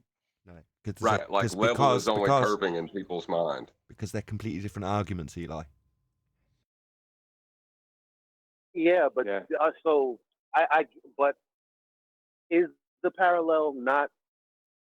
Is it not a parallel? No, I understand that one has an antecedent relationship. No, it's not a parallel, Eli. Because it's not a parallel because it's very self-evident that whatever you're claiming within that argument, not saying you personally, whoever's claiming within that argument gravity is, it's very self-evident that that is not a container of something, as we can show and prove without a shadow of doubt with every single demonstration of gas pressure. Yeah, to be fair, the same goes for demonstrating.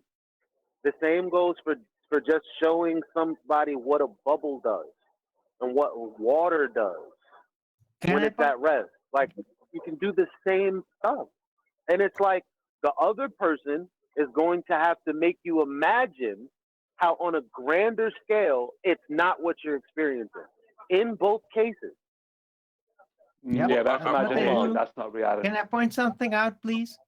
Right. So the word parallel is already like it's an allergy word for the globe. Really, it should be. They might mask it up, right, so they don't see it. But technically, like on the globe, parallel is non-existent geometrically because it's all curved, everything.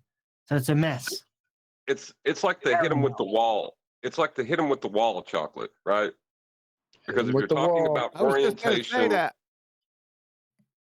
if you're talking about orientation of horizontal, it will be with respect to surface or sea level. Yeah, but there's a Well, problem. hold on. If it's in respect to level, why would we not use level? Yeah, but there's a problem. Yeah, but there's a problem with any bowlers trying to make an argument like that. And Bev actually takes it apart. It's because it's down to geometry and surveying. All elevations are taken from above and below mean sea level, right? And elevations are a vertical datum. Right. Okay. So you use level. So which means that you're vertical, which means 90 degrees. So that means if that vertical has to make a 90 degrees, which mean sea level, it means mean sea level is horizontal. Level and horizontal, same thing. Hold on. Right. Well, yeah, they're the same thing. I ain't saying they're not, but you're going to reference horizontal to something else to establish its orientation to that other thing. Sea level already does that. Why would you just not use level? It's not that you wouldn't use level. I'm talking if somebody wants to argue the point with you that level is not horizontal. If they want to claim that they want to claim that the elevation that's been taken from mean sea level is an elevation that's been taken from above and below a curved baseline, then that's not correct. That's not what elevations are. They're incorrect for claiming that mean sea level is equidistant from the center of the globe anyway, because they claim an oblate spheroid, and that's why they don't do that. So even in main like engineering, surveying, everything, like it's horizontal is what horizontal mean sea level is what elevations are taken above and below. Yeah, you keep injecting horizontal, but they're taken from sea level. No, and but then you inject horizontal after. Nobody's going to take one me is a up on my colloquial parallel term. statement. Nobody. No, Owen. It's irrelevant, mate. Really? Yeah, totally. To the point. Yeah, to the point that everyone else is discussing. I know John, the sea level is a colloquial term that if you're going to justify it, you're going to use geometry to describe it properly. Now, that will have a contradiction, but as Brian's pointed out, the validations come from the geometric terms. They're the ones that tie you up. To go, ha, baller, you see what sea level means, you have to invoke the horizontal and the vertical and reference it to that to give it its full description, because it is a colloquial term. It doesn't, and it's a colloquial term that in their world means something very different. And this is the point. We're now an hour or so in, and Brian is the only one that in the last sentence managed to get in equidistant from the center, which is the devastating point of the question. Right. But the devastating point of the question, right? But level isn't colloquial. It's a description of what we experience. Sea level. You said sea level. Eye level, sea level. Why don't we just call them eye horizontal or sea horizontal? Because it's a colloquial term that references to geometry in it when you clarify it. When you want to describe it, you're going to use geometry, right? As soon as but straight away, eye level, sea level, yeah, they curve. They're equidistant. Eye level curves? Yeah. Eye level, sea level, hold on. Refraction. All right. Do you see where it's going? An elevation angle from sea level or eye level. Yeah, you continuing to argue this is making my point, if you see what I mean. I'm not trying. No, but it ties into the other housekeeping question perfectly, because it's eye level and sea level that elevation angles are taken from, not eye horizontal or sea horizontal. Yeah, and I can send you to Metabunk where they refer to eye level, and they're referring to a horizontal because they're talking about an angle, a depression angle from eye level, which means they're referring to level and horizontal as the same thing. Because you can't create a depression angle or an elevation angle without the horizontal to reference. This is the point. So the ballers claim that level is hold on, Brian. Hold on. What say you, Adam? I'm saying this is the point that weakens the argument. Look at the argument we're having. It's not dealing with Eli's devastating point because it is too open to this. Look at us doing it. I can imagine Baldwin having so much fun with it. I quickly did it there to John. Oh, refraction, eye level sealer. It Right. just What did you do, descends. though? It just but it. You crippled yourself as a baller when you said it. So I'm you not could say it bothered. all you I'm want not to. bothered You have because a I'm not Bowen in you? bothered because I've spent 45 minutes and I've not had to worry about equidistant. I'm happy as a baller. Really? Well, No, I can do the same thing that you've done with horizontal. I can do the same thing with this, though.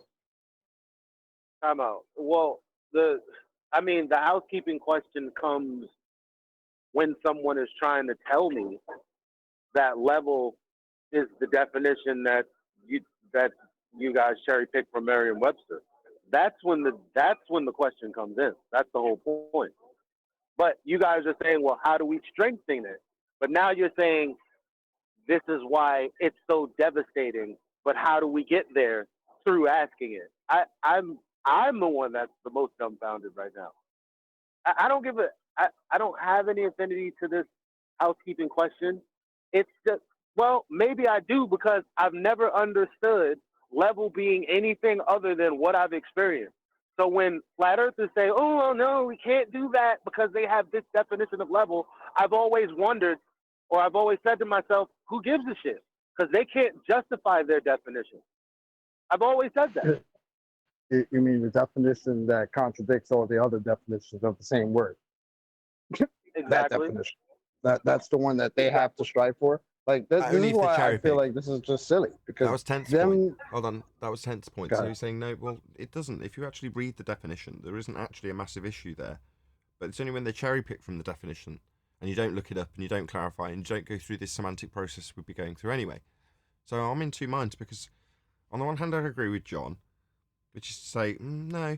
There's plenty of references to show where they're using their own models. Level Metabunk being the best example, if you ask me. It's utilised within the maths, in other words. But on the other hand, Adam's saying, well, the very fact that you've got to even say that means it weakens the point.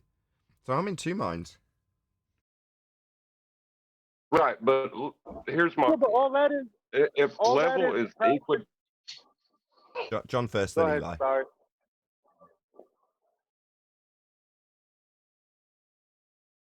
Go on, John. Oh, sorry, I thought you said Eli.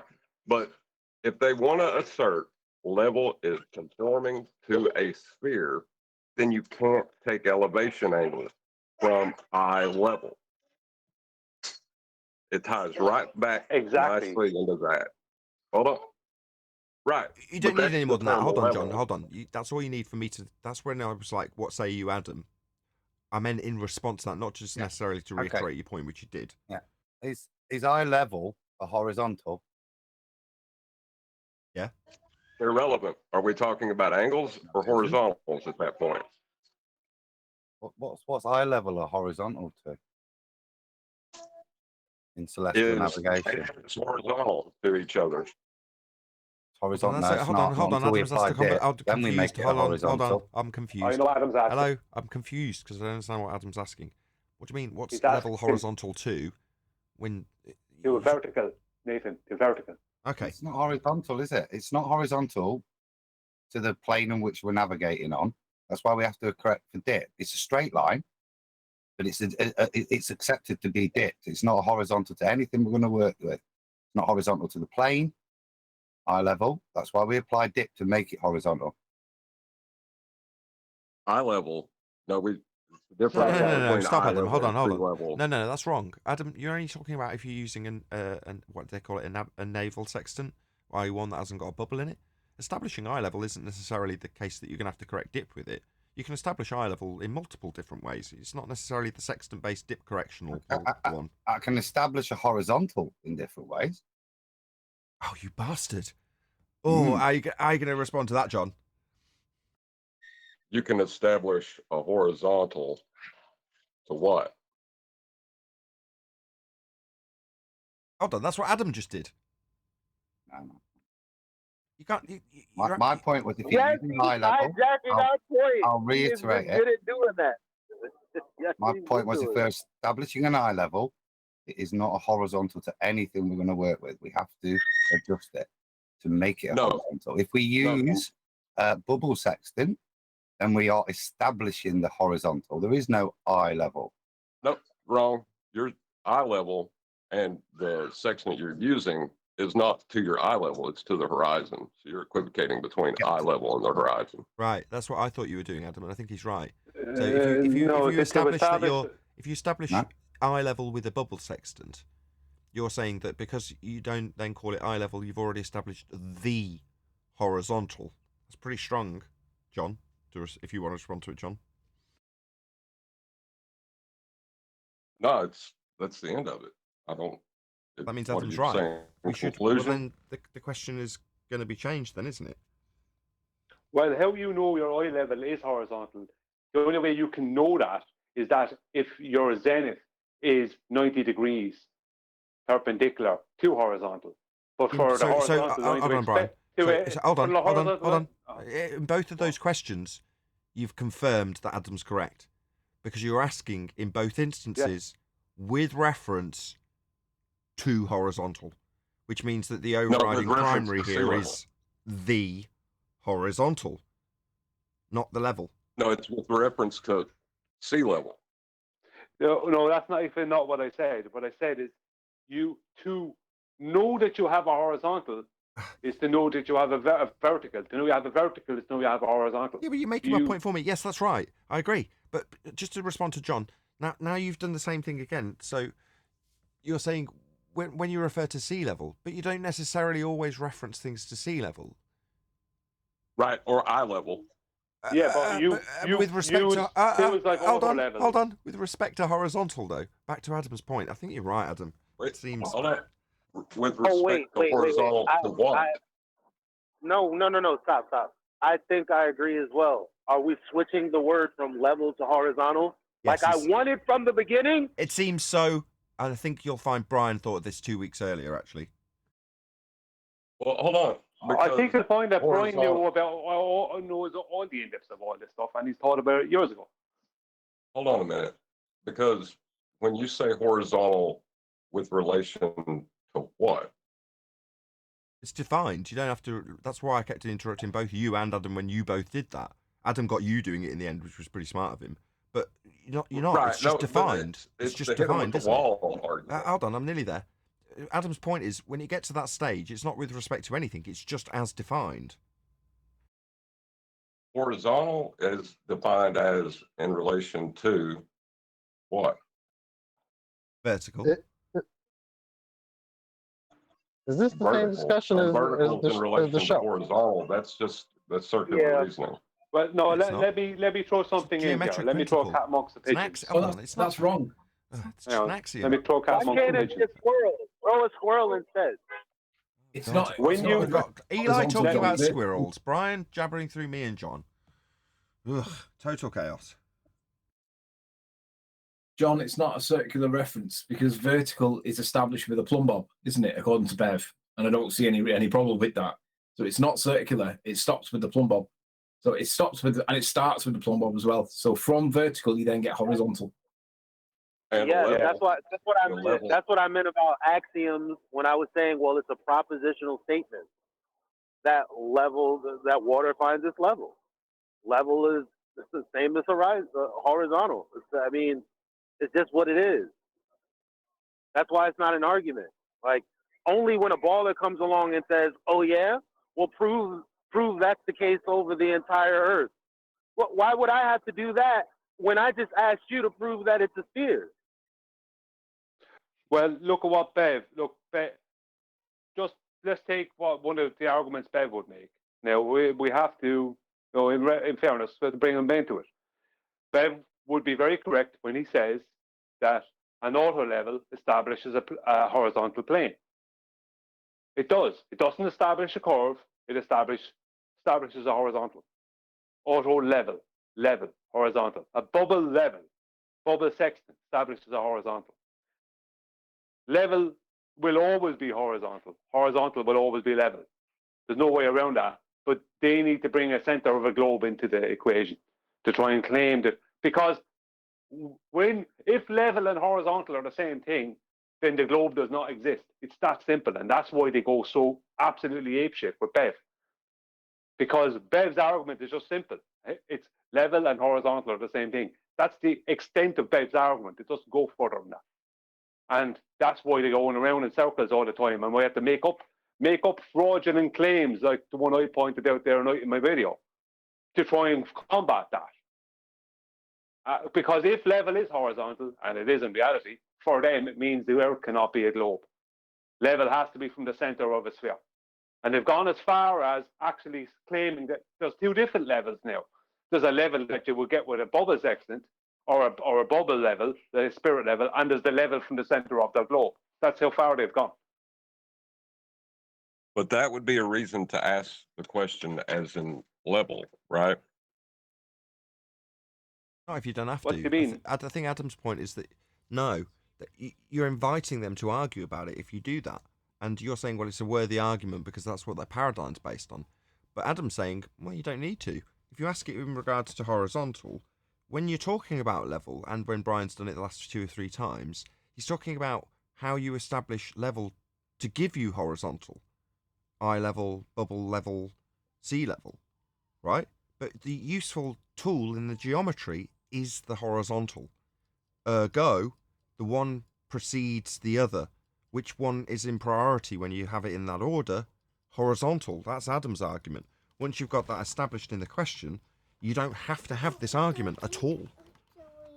But orientations always relies upon sea level.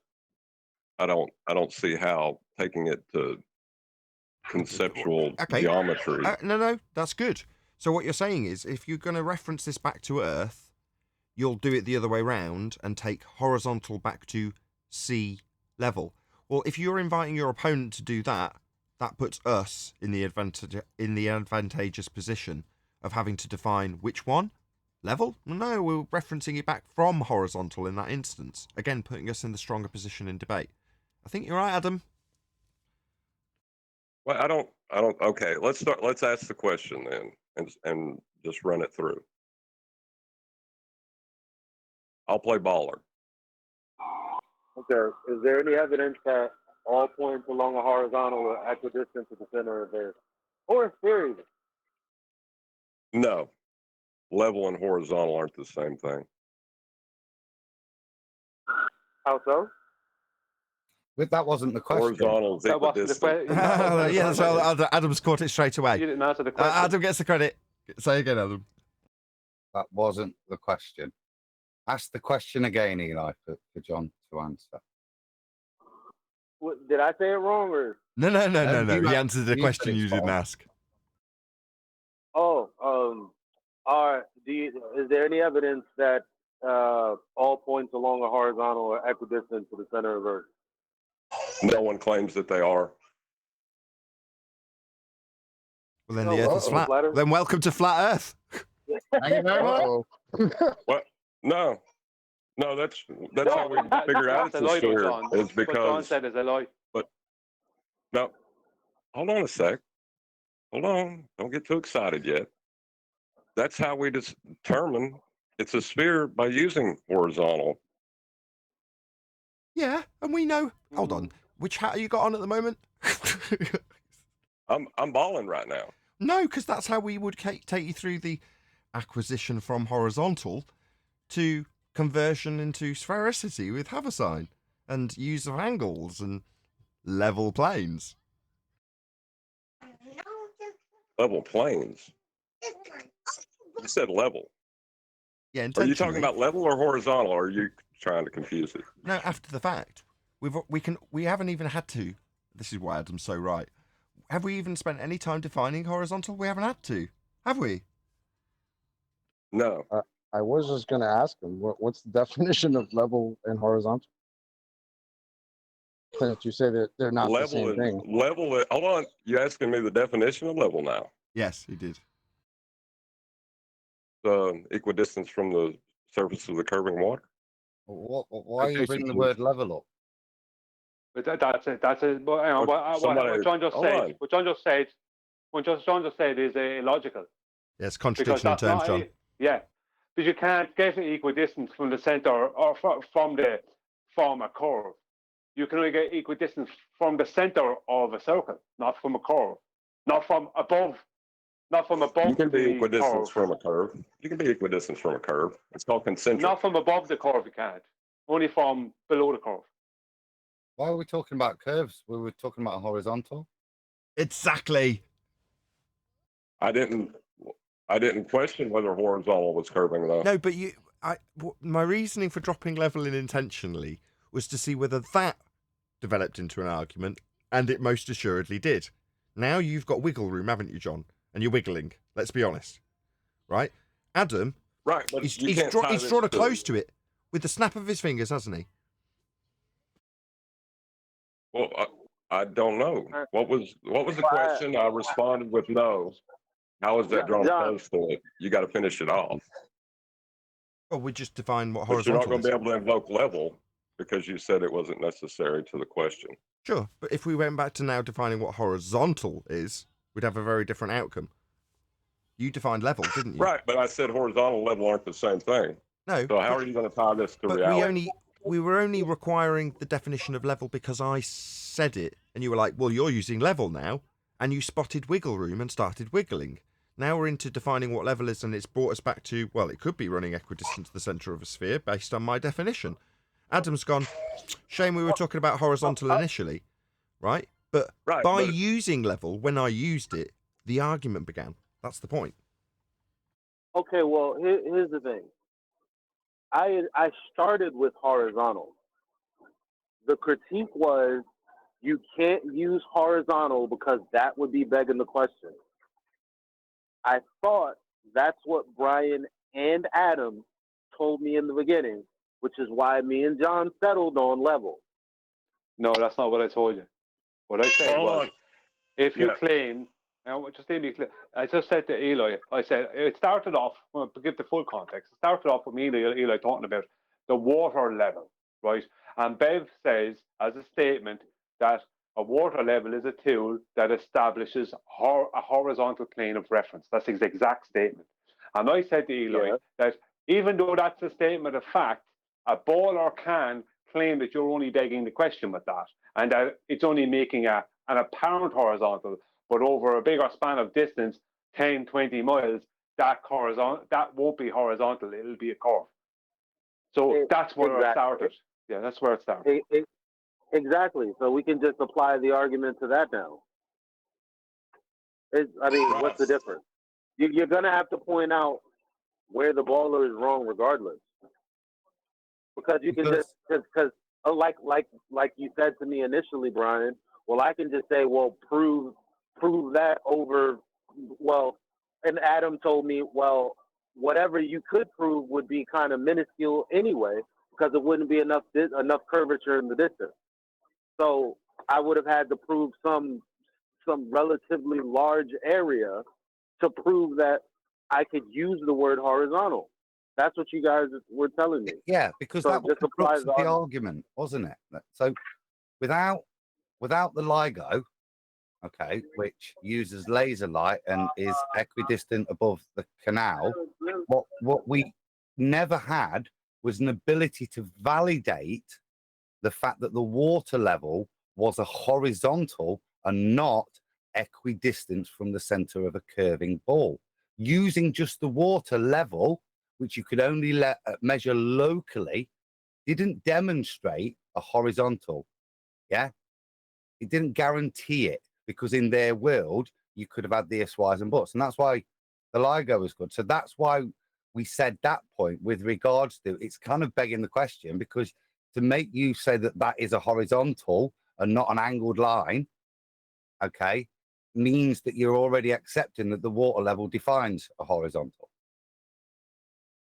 Well, hold on. Let's go back to the question though, because as it's asked, is there any proof that horizontal is equidistant from the center of Earth? As a baller, you get. Not the question. Horizontal. What's no, the that was level. No, it wasn't. no. The question wasn't that. Hold on, That's Brian. not Just their claim. don't interrupt his thought. Carry on, John. All right, so back to the question: is horizontal equidistant from the center of Earth? As a baller, I can just say that's not the definition of horizontal. Okay, citation, please. This is complete nonsense. No. Nobody I don't give said what he's saying. citations for Nobody words said what he's saying. that I didn't That's use. not You right. asked the question. No, hush. You asked the question. You used the word. You provide the citation. Don't reverse it. I'm on my back under a chair. Huh? What are you talking about? That is not the claim. That is. Why are you going down this absolute fucking I have bullshit no road? idea. All right. Wait, what is going on, Kiwi? What are you doing? Nobody said. John has contracted Nobody the asked the ballwind question. virus. It's horizontal. Hang on, Arvin. Please, we don't need you at the moment. Just jumping in over the top. Nobody asked the question: is horizontal equidistant from the center of a sphere? The claim is that nobody did. Level is equidistant from the center of a globe world. So of a sphere. That's Then the why question. would you ask the question? Why would you ask the question? What question? Why would I ask what question? He's after leaving the call. See, it's totally simple to destroy. When the point I was making to Eli is they can claim you're begging the question and they want you to prove it with a water level that it continues to make it horizontal over a long distance of time using water. This is what so they're begging the question, but they can reverse it back on you by you making that claim. That's where everyone's getting confused. We've clarified the point of why we confused Eli weeks ago. Then I think that was the point in that, wasn't it? But just so people know, and Adam, I don't see how anyone. I think that's what you and John were talking over cross purposes about just a second before he's dropped. Well, see, this is the problem. When you try and argue about this point and you try to stay within that point, it becomes a circular argument between you and a baller. That's when you bring in things like airplanes that prove that there is no divergence, that all vectors all zeniths are parallel. That means you're flying over a horizontal, you're flying horizontally. That's when you bring in something like airplanes to prove your point that a water level is establishing horizontal. Because if level was equidistant from the center of a globe, then people flying airplanes would have to account for this drop and this curvature. But that's how that's how the conversation started. When I said Bev is right, water level does establish. Wait. Time out. So this was the original statement. Is this original statement not what you just said? Water establishes a horizontal level. Wait, was it that? No. A water level establishes a horizontal baseline. Horizontal plane of reference. A water level is a tool to establish a horizontal plane of reference. So right now you're saying that that's true, and that the housekeeping question is the assertion that level or all points along a horizontal are equidistant from the center of Earth.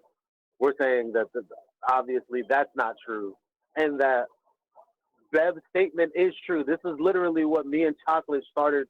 Like we were like, we don't see anything wrong with that from the jump. That's how the housekeeping question came about. Yeah, it is true, but you can't prove it with the water level over a long distance. But that's why you bring in something like airplanes or elevation angles. That's the part I think that me and Eli don't agree with you. Because what long distance? Why would somebody bring in a long distance? We're just saying it establishes a horizontal plane of reference. That's it. Yeah. Anything else, that's up to them to prove differently. Yeah, but as a baller, I can make a mathematical argument against what you're saying, and I can show to an audience with maths where you could be just pre-assuming that you're creating a horizontal, just an apparent horizontal. It'll seem horizontal to you enough. I could start making that argument, and that's why you then bring in something like elevation angles or airplanes. What I don't understand it's just is about proving you admit real quick. I'm sorry. I don't understand how you can say it is a burden of proof reversal, but you're saying that that's okay. We would have to go the extra step in talking about planes and this, that, and the third. Why is the burden of proof reversal okay? That's when I'm addressing. And then you jump in ahead of to answer like this is you were right initially. We're all talking about two different things. Yeah, but we are there. I ultimately agree with you. So just on the Bev point, it's something that I've always known water established as a level. Was I able to prove it? No. And that was the thing, using that. So you had to have something that validated it. That was demonstrable, that showed that those 2 points were a horizontal and not equidistant from a ball. How do you actually physically demonstrate that? And that's why I said it wasn't until LIGO was there that we had the water, as a big giant water level, the canal, and we had the laser light equidistant above it. That proved it over a large distance. But that had never been able to demonstrate in one shot, in one measurement, that they were horizontal. It was a horizontal, and not just equidistant. But when the LIGO comes in, that proves it. But up until that point, just for me, to myself, not in an argument with a baller, I couldn't prove that point. I couldn't actually demonstrate that to be true, that it produced a horizontal plane of reference, not just a level. Okay, so I can ask you the same question. Because you bypass the burden of proof reversal to say that you can't prove it. Again, why is that fallacy being implemented there okay? There again, you were dead crackly. I couldn't pick it up. Why is the burden of proof being flipped onto you okay? For you to even be entertaining such a question, even though now we've got the answer, there's LIGO. Why? I wouldn't have answered it. Honestly, previously, I wouldn't have touched the water level because intellectually, I couldn't answer it correct. I could maybe get somebody into an argument, but I wouldn't be able to honestly answer it myself. So it wouldn't be something I'd have challenged, tackled. May I ask a question? Wait. So you're saying you wouldn't know how to answer or tackle a burden of proof reversal fallacy? No, it's something that I couldn't prove to the end. So yes, I could tackle the question in that nuance, like I said, but not to answer it to give a satisfactory answer. I could prove. Well, hold on. No one could... I don't think your answer is satisfactory. Okay. Yeah, because you used the laser level and water level. No, John, I agree with what you said, but not the example. Because you're bypassing my question to entertain the question to say whether or not you could even answer it. Why is the fallacy not called out as a fallacy rather than you saying, I don't know how I would answer it? I've been asking this for so long. I have not gotten an answer yet. Ryan has said, yeah, I am reversing the burden, but, and you're saying, yeah, well, I don't know how I would answer that question, but, and I'm saying, why are you? I know you said you don't think you would, but that's only in the context of I don't really know what the answer would be versus the answer actually is telling the person that no, that's a fallacy. I don't have to answer that. You're supposed to be confirming your claim, which would be the curvature, the equidistance, and blah blah blah. Yeah, and that's why I said I wouldn't be answering the question. I was just giving you an honest thing that I couldn't prove the contrary. I couldn't prove it to myself up until then. There wasn't sufficient. Yeah, it was logical. It made sense that it did do that. Of course it does. But actually to demonstrate the proof of the device, that's a very tricky thing. And it's not until saw proof of the water level being actually demonstrably something that establishes that across infinity, as opposed to the spirit level, which is all it is a big spirit level. But that was my point, because what you couldn't do is prove that if you took a 2 mile long water level, How do you prove that they are horizontal? Those points actually demonstrate that they're actually on a horizontal. Well, hold on. See, that's the thing. Why would you accept the burden? I keep I asking didn't. this. I was talking. Exactly. No, and that's why I tried to differentiate between answering the question. I wouldn't bother going down that route. I'd leave that question alone because intellectually myself, I can't prove it for the other side. The other stuff has proofs. No, you can't. You know, You can't other leave questions have proofs. So hold on. Hold on, we're gonna, John. Hold on. yes, I could burden of proof reversal fallacy it, but I still wouldn't have an answer myself. No, when you say you would have to leave it alone, listen. The only reason this question exists is because the burden was flipped. What burden? Well, the burden that the baller initially had for proving that the Earth is a sphere when they tried to pass off this divergence and all this other bullshit. Like that's the thing they're passing off to you. It's not you don't know what to do from that. It's no, sir. It's your burden to prove the claim in the first place, which is why we're here. Correct. Eli, you're forgetting something. That's still irrelevant to the point that I was just making in terms of just being honest about proving it to myself. And I was wanting to deal with that because you're saying you used a water level for LIGO with a laser level to prove horizontal. Didn't the water level do that anyway? And if water level by itself didn't do it, then how is adding another level going to do it? No. So they built the tunnel based on the water level, right? So they, knowing that they're going to fire a laser down it, which will be straight line. So they want a straight tube. Right, a laser level. Okay. So they're firing, no, they're not firing a laser level down. That's what they're doing it. They're firing it with interferometry or whatever the crap that is. Or spotting for some kind of return path. But the point is, they wanted a straight miles long tube. So how did they guarantee that for themselves? What did they use? So it's the first time I've seen a water level over that amount of time as the reference.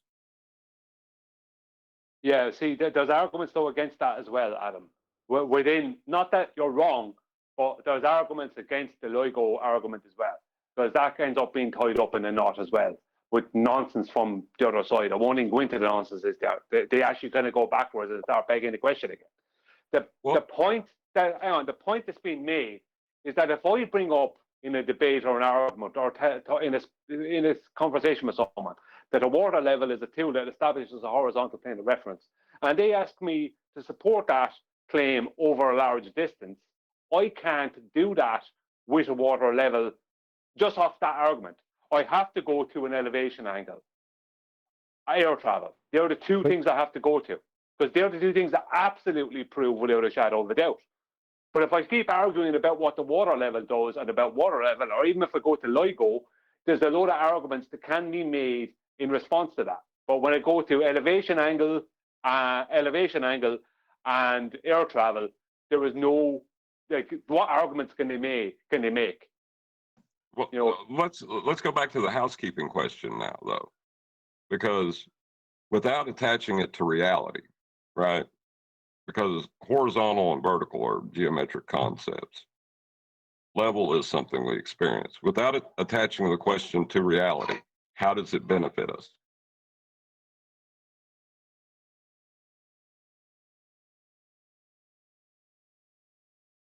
Sorry. How do you say it again, John? How, without attaching it to horizontal and vertical are concepts, geometric concepts.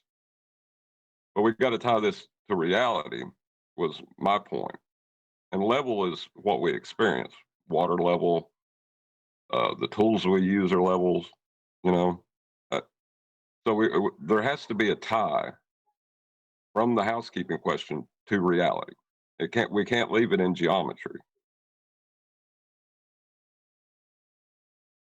Why? Because we're asking questions about the nature of Earth. That's why I bring in the elevation angles and the air travel, because we're using the Earth in particular, we're not we're talking using the about Earth. those arguments. But we're talking about the Earth. But we're talking about in relation to the housekeeping question, which ties it to reality. Right. So maybe that's a better place then to say, to not use, you've assigned the geometry that you're going to use, and if you're going to link it to reality, then to use the term presupposed ball Earth or something instead of sphere. Is that your point? Well, what about like I was thinking about this a couple of times. What about this? Why don't we just ask the question, is there any evidence that level is not horizontal? Then we're I cutting would be out all okay the with nonsense. that. That would Wait be. a minute. I was going to suggest that a few days back or a while back. What? That sounds pretty cool, but so do they really? I don't even remember if they argue whether level and horizontal is. I guess they do, right? That's Yeah, not your wicked question. That's not what That's got literally equidistant what they from the say center of all the the sphere. time.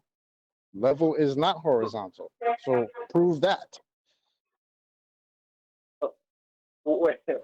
Like, Wait. But see, now, yeah. Okay, I'm feeling it. I don't know. I like Brian's. Because listen, if we're at the point where we're going to let them obfuscate the definition of a tool that's used to do what it does, because they just might ask us later on, well, can you prove that towards infinity? Like, that's crazy to me. Right? Their whole claim is level is not horizontal. Let them prove that. Their little definition that they could point to is not even a viable one. So it's a contradiction. So how, what, they have a contradiction to point to prove their point? Like, this is madness we're talking about. That was my only concern, was tying the geometric concept to reality. Brian's done it. I agree with Brian.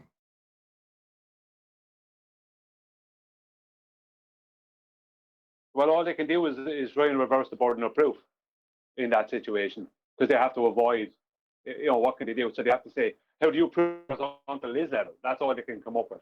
If you fall into that trap, then look, that's on you. But yeah, the efficacy of it is the same, but that's even shorter. But I like it. What do you guys say? Is everybody else still here? It's simpler, and it was the point we've spent the afternoon arguing. All I would say is it's a different point, and it's not as literally beautiful as equidistant from the center of either a sphere or presupposed. Well, it changes the nuance of your question. Is the only point I'd make. Yeah, but the whole point of them saying that it's equidistant from the center of a point or center of the Earth is because they're claiming it's not horizontal. That level is not horizontal, right? That's the only point for them to do that, right? Which makes John right, doesn't it? Because if you say level, you're immediately referencing it to what we experience, as opposed to leaving it in their hands to make that next step. Now, I'm sure some of the housekeeping questions do invite that next step, but in this instance, we don't want to, right? We just want to close it down immediately. I agree. But it doesn't. As soon as you say level, they start arguing about what level is and defining it as not being equidistant to the center of Earth. So we're back to the square one.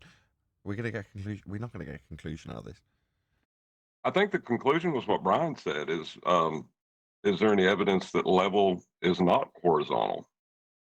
Oh, well, now I'm struggling because Adam does make a point that I'm no longer thinking about a sphere and me being level regardless of where I am. If I'm like 5 foot above sea level and I'm 5 foot above sea level everywhere, then that's equidistant to the sphere I live on if I'm a rover. You know? Like, Right, I'm not thinking about that. But Brian's question doesn't allow you to even in the reference. I think that's perfect. Is there any evidence that level is not horizontal? Yeah, it's even quicker. I like it. Because of what you said earlier, I like it. right? Level directly connects it to the experience of the world.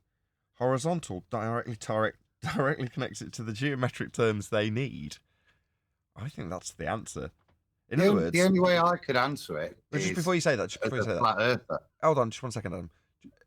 Because of the question that Blue Marble's put to Bev, right? Well, not question, the accusation, the charge of begging the question. It's like, because of him asking or charging Bev with that, you end up in a situation where you go, well, rather than saying it's a begging the question fallacy, let's just ask the question, which is level horizontal? Or is there any evidence that level is not horizontal? And the only thing they could point to is a definition that's not even that's literally a contradiction. Yeah, and they can't point to their models because sea level runs horizontal to eye level or parallel to eye level, and eye level is a horizontal. No, you see, that's the only one. As a flat earther, I could give you a little retort, but it doesn't help me as a baller in the slightest, John. Yeah, only because of that elevation angle. Yeah, it doesn't. It's a smart arse retort I can give you, like I said, but for a flat earther, they can't use it because they have to affirm a flat plane to even use it. So, yeah, I take that apart. Sea level easily taken apart. The sea level is based on horizontals and verticals. That's how it's defined. Like it's defined. It's literally defined as horizontals and verticals. Right. Adam's point is that no matter what you say, you're a flat earther, pretty much. So level is synonymous with horizontal then. Well, you're asking hold on. Let me just. You're asking it, so I'll just put it into the context. No, you're asking the contrapositive. You're asking if there's any evidence that isn't the case, that they're not synonymous. That would be how the question got phrased, as far as I can ascertain it so far. Is there any evidence that level is not horizontal? Which level could not be horizontal if you lived on a sphere,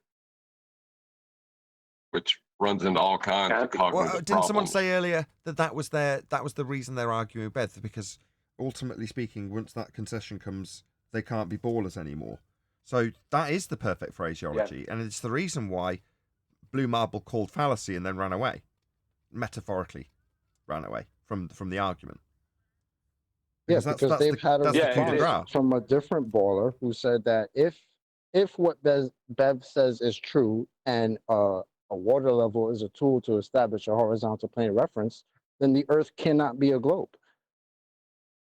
Right. That's a baller then you saying flip that. it back to them with the burden on them for the burden for the claim they make by asking them the contrapositive, which would make the sphere true, which would be to say, is there any evidence that level is not horizontal, as it must be for a sphere to be our world? And then you're in a world of fucking problems and definitions and everything else, as Brian's getting ready to go into, because he's like freaking out right now. I can tell. I'm not, as a flat earther, unless Brian's saying that I am. No, not freaking out that way. No. Oh, well, what do you mean then? Come on, John, sorry. What are you talking about, Brian? What's up? You okay? No, I'm fine because I don't have to prove anything. My question is about the proof of the other side's claim. I don't have to deal with any. They have to prove that level is not horizontal. Show evidence for it, and that I don't ever have to deal with. I don't have to go to. I don't have to deal with water.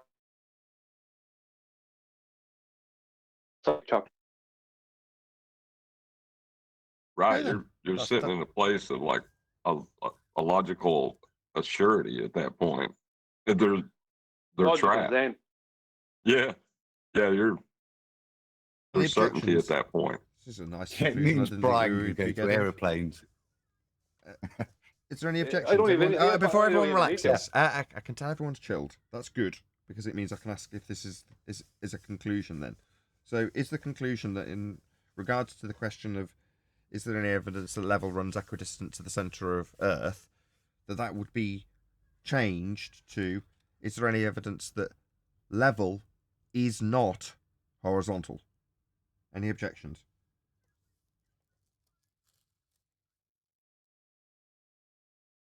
All in favour? Nope. Say aye. Aye. Aye. Aye. Wait. Aye. Can they say, is there any evidence that level is horizontal? You don't have a say in this anymore. I mean, I know that Brian came up with this. I know that.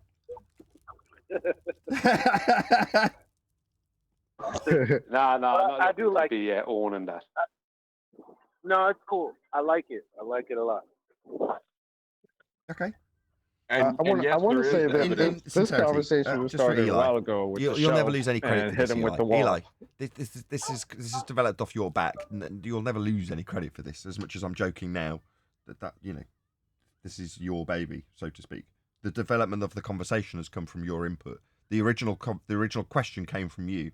Its development, it's not going to mean that suddenly it becomes Brian's, as much as he's itching to say it will. I would like to point out when they ask you, is there any evidence that level is horizontal? You can always say, well, you take angles from eye level, don't you?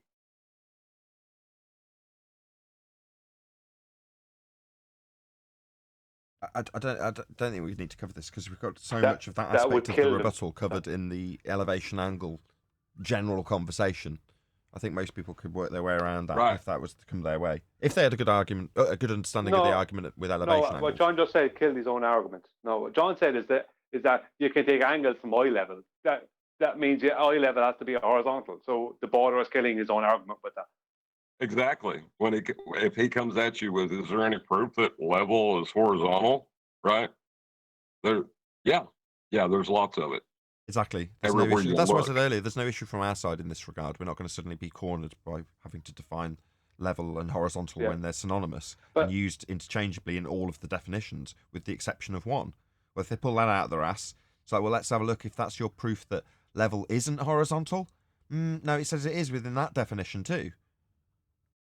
Yeah, but what's after happening there is, John is after role playing into a situation where you've allowed a burden of proof reversal. The question is there any evidence that level is not horizontal? Whereas if you're trying to argue about what that level is horizontal, then you've allowed a burden of proof reversal. It's up to them to prove that horizontal and level are not synonymous. Right. I was addressing what Adam said earlier about being able to prove the idea, right? And you take angles from eye level. That requires a horizontal baseline. But why are you trying to prove it? It's not. In reference to the question, I would keep it with the not, because otherwise you can. I agree. Yeah, I agree.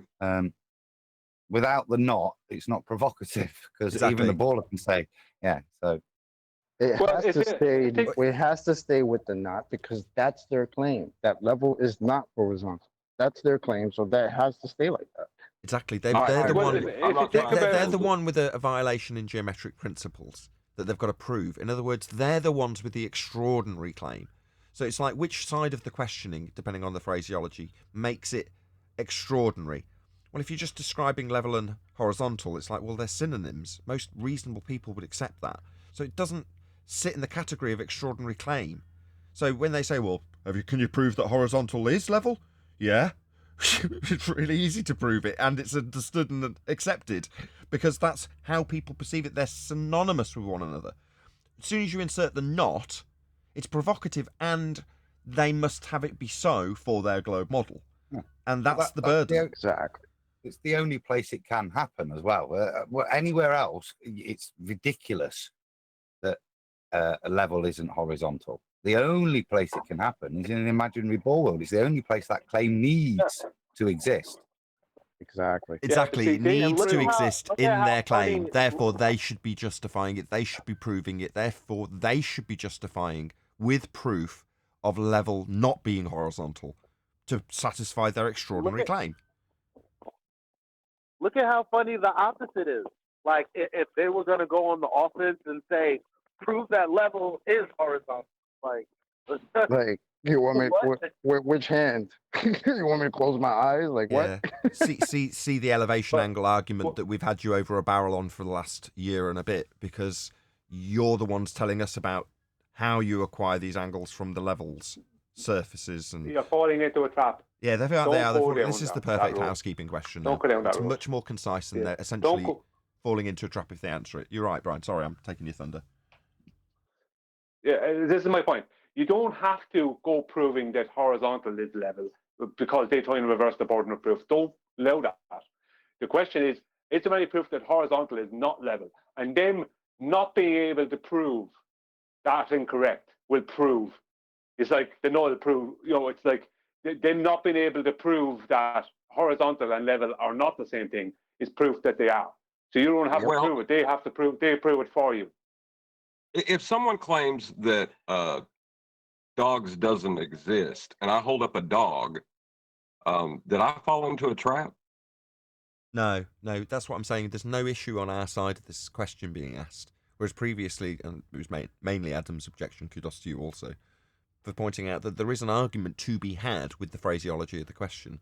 Now, with the sentence structure that it had previously, there was no way around that. You just, no matter which way you phrase it, when you're asking to their centre of their sphere Earth, or just the centre of Earth, or just the level, or just the horizontal, it's always more provocative than it needs to be, and the end point of the discussion doesn't necessarily affirm the reason for asking the question in the first place. Asking if level isn't horizontal, on the other hand, is directly connected to their original extraordinary claim, and for them to prove. Further to that, if it's reversed and flipped onto us, you're like, yeah, we can demonstrate level being horizontal. Very easily. It's a principle that's utilised the world over. See our elevation angle arguments if you don't understand, and we can go through it if you want to. And Chocolate would be there saying, here, do you need another 3 examples? Fine, we can. But you can't, and you need it to be so, i.e. level not to be horizontal, in order for your sphere Earth to work. It doesn't, it isn't. Well, when they can't prove that horizontal is not level, that proves horizontal is level. It's their lack of proof that will prove our claim. We don't even have to go to elevation angles at that point. No, only if they flipped it and went, well, can you prove that it is? The answer is yes. Yes, we can. Yep. And then if you get into the semantics, you'll find that they're used interchangeably and synonymously most of the time anyway. Yes, they are. That was the biggest thing for me. It's why I wanted it to be level, is because it tied it to reality. But, horizontal ties it to geometric concepts that you can communicate with someone in, So I love the way it's been rephrased. It's much better. It's much more succinct, but it even allows the equidistant points of the conversation to develop. Wherever they try with their pleading, you've got them all ends up with all the things we've discussed. So I think, like I say, more succinct and therefore more powerful. And for Brian, like I said, it even allows you to bring in aeroplanes to answer it, which is better for us as well. We're using both words. Like, I could not be more giddy. Got both. Yeah, after all that, the question got both. But that's the point. That's on them to prove that those words aren't synonymous. That's the whole point. Well, I'm trying to rack my brain through somewhere I could go with it, but I don't even know if I can formulate a nuh-uh at this point to it. It can only go to mean sea level, which is the point as horizontal and vertical. Sorry. My oh my. Perfect. Okay, with that, I'm going to say another huge, massive, enormous thank you to both Discord and 2 Plus panels for making today's after show possible. Very productive that it was. And of course, a massive thank you to all of you in either Nathan Oakley 1980 or Nathan Oakley Premiering streams, for hopefully smashing the super chat, liking, commenting, sharing, subscribing, joining as a Nathan Oakley 1980 channel member or a Patreon and all that good stuff. I've been Nathan Oakley, and I will see you all in the next video.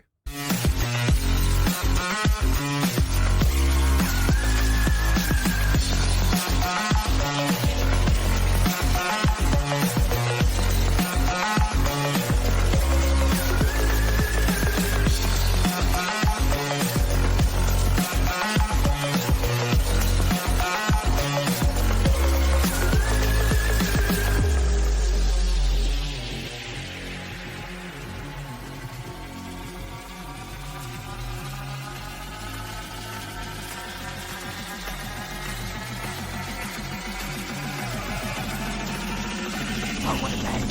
What a lovely day!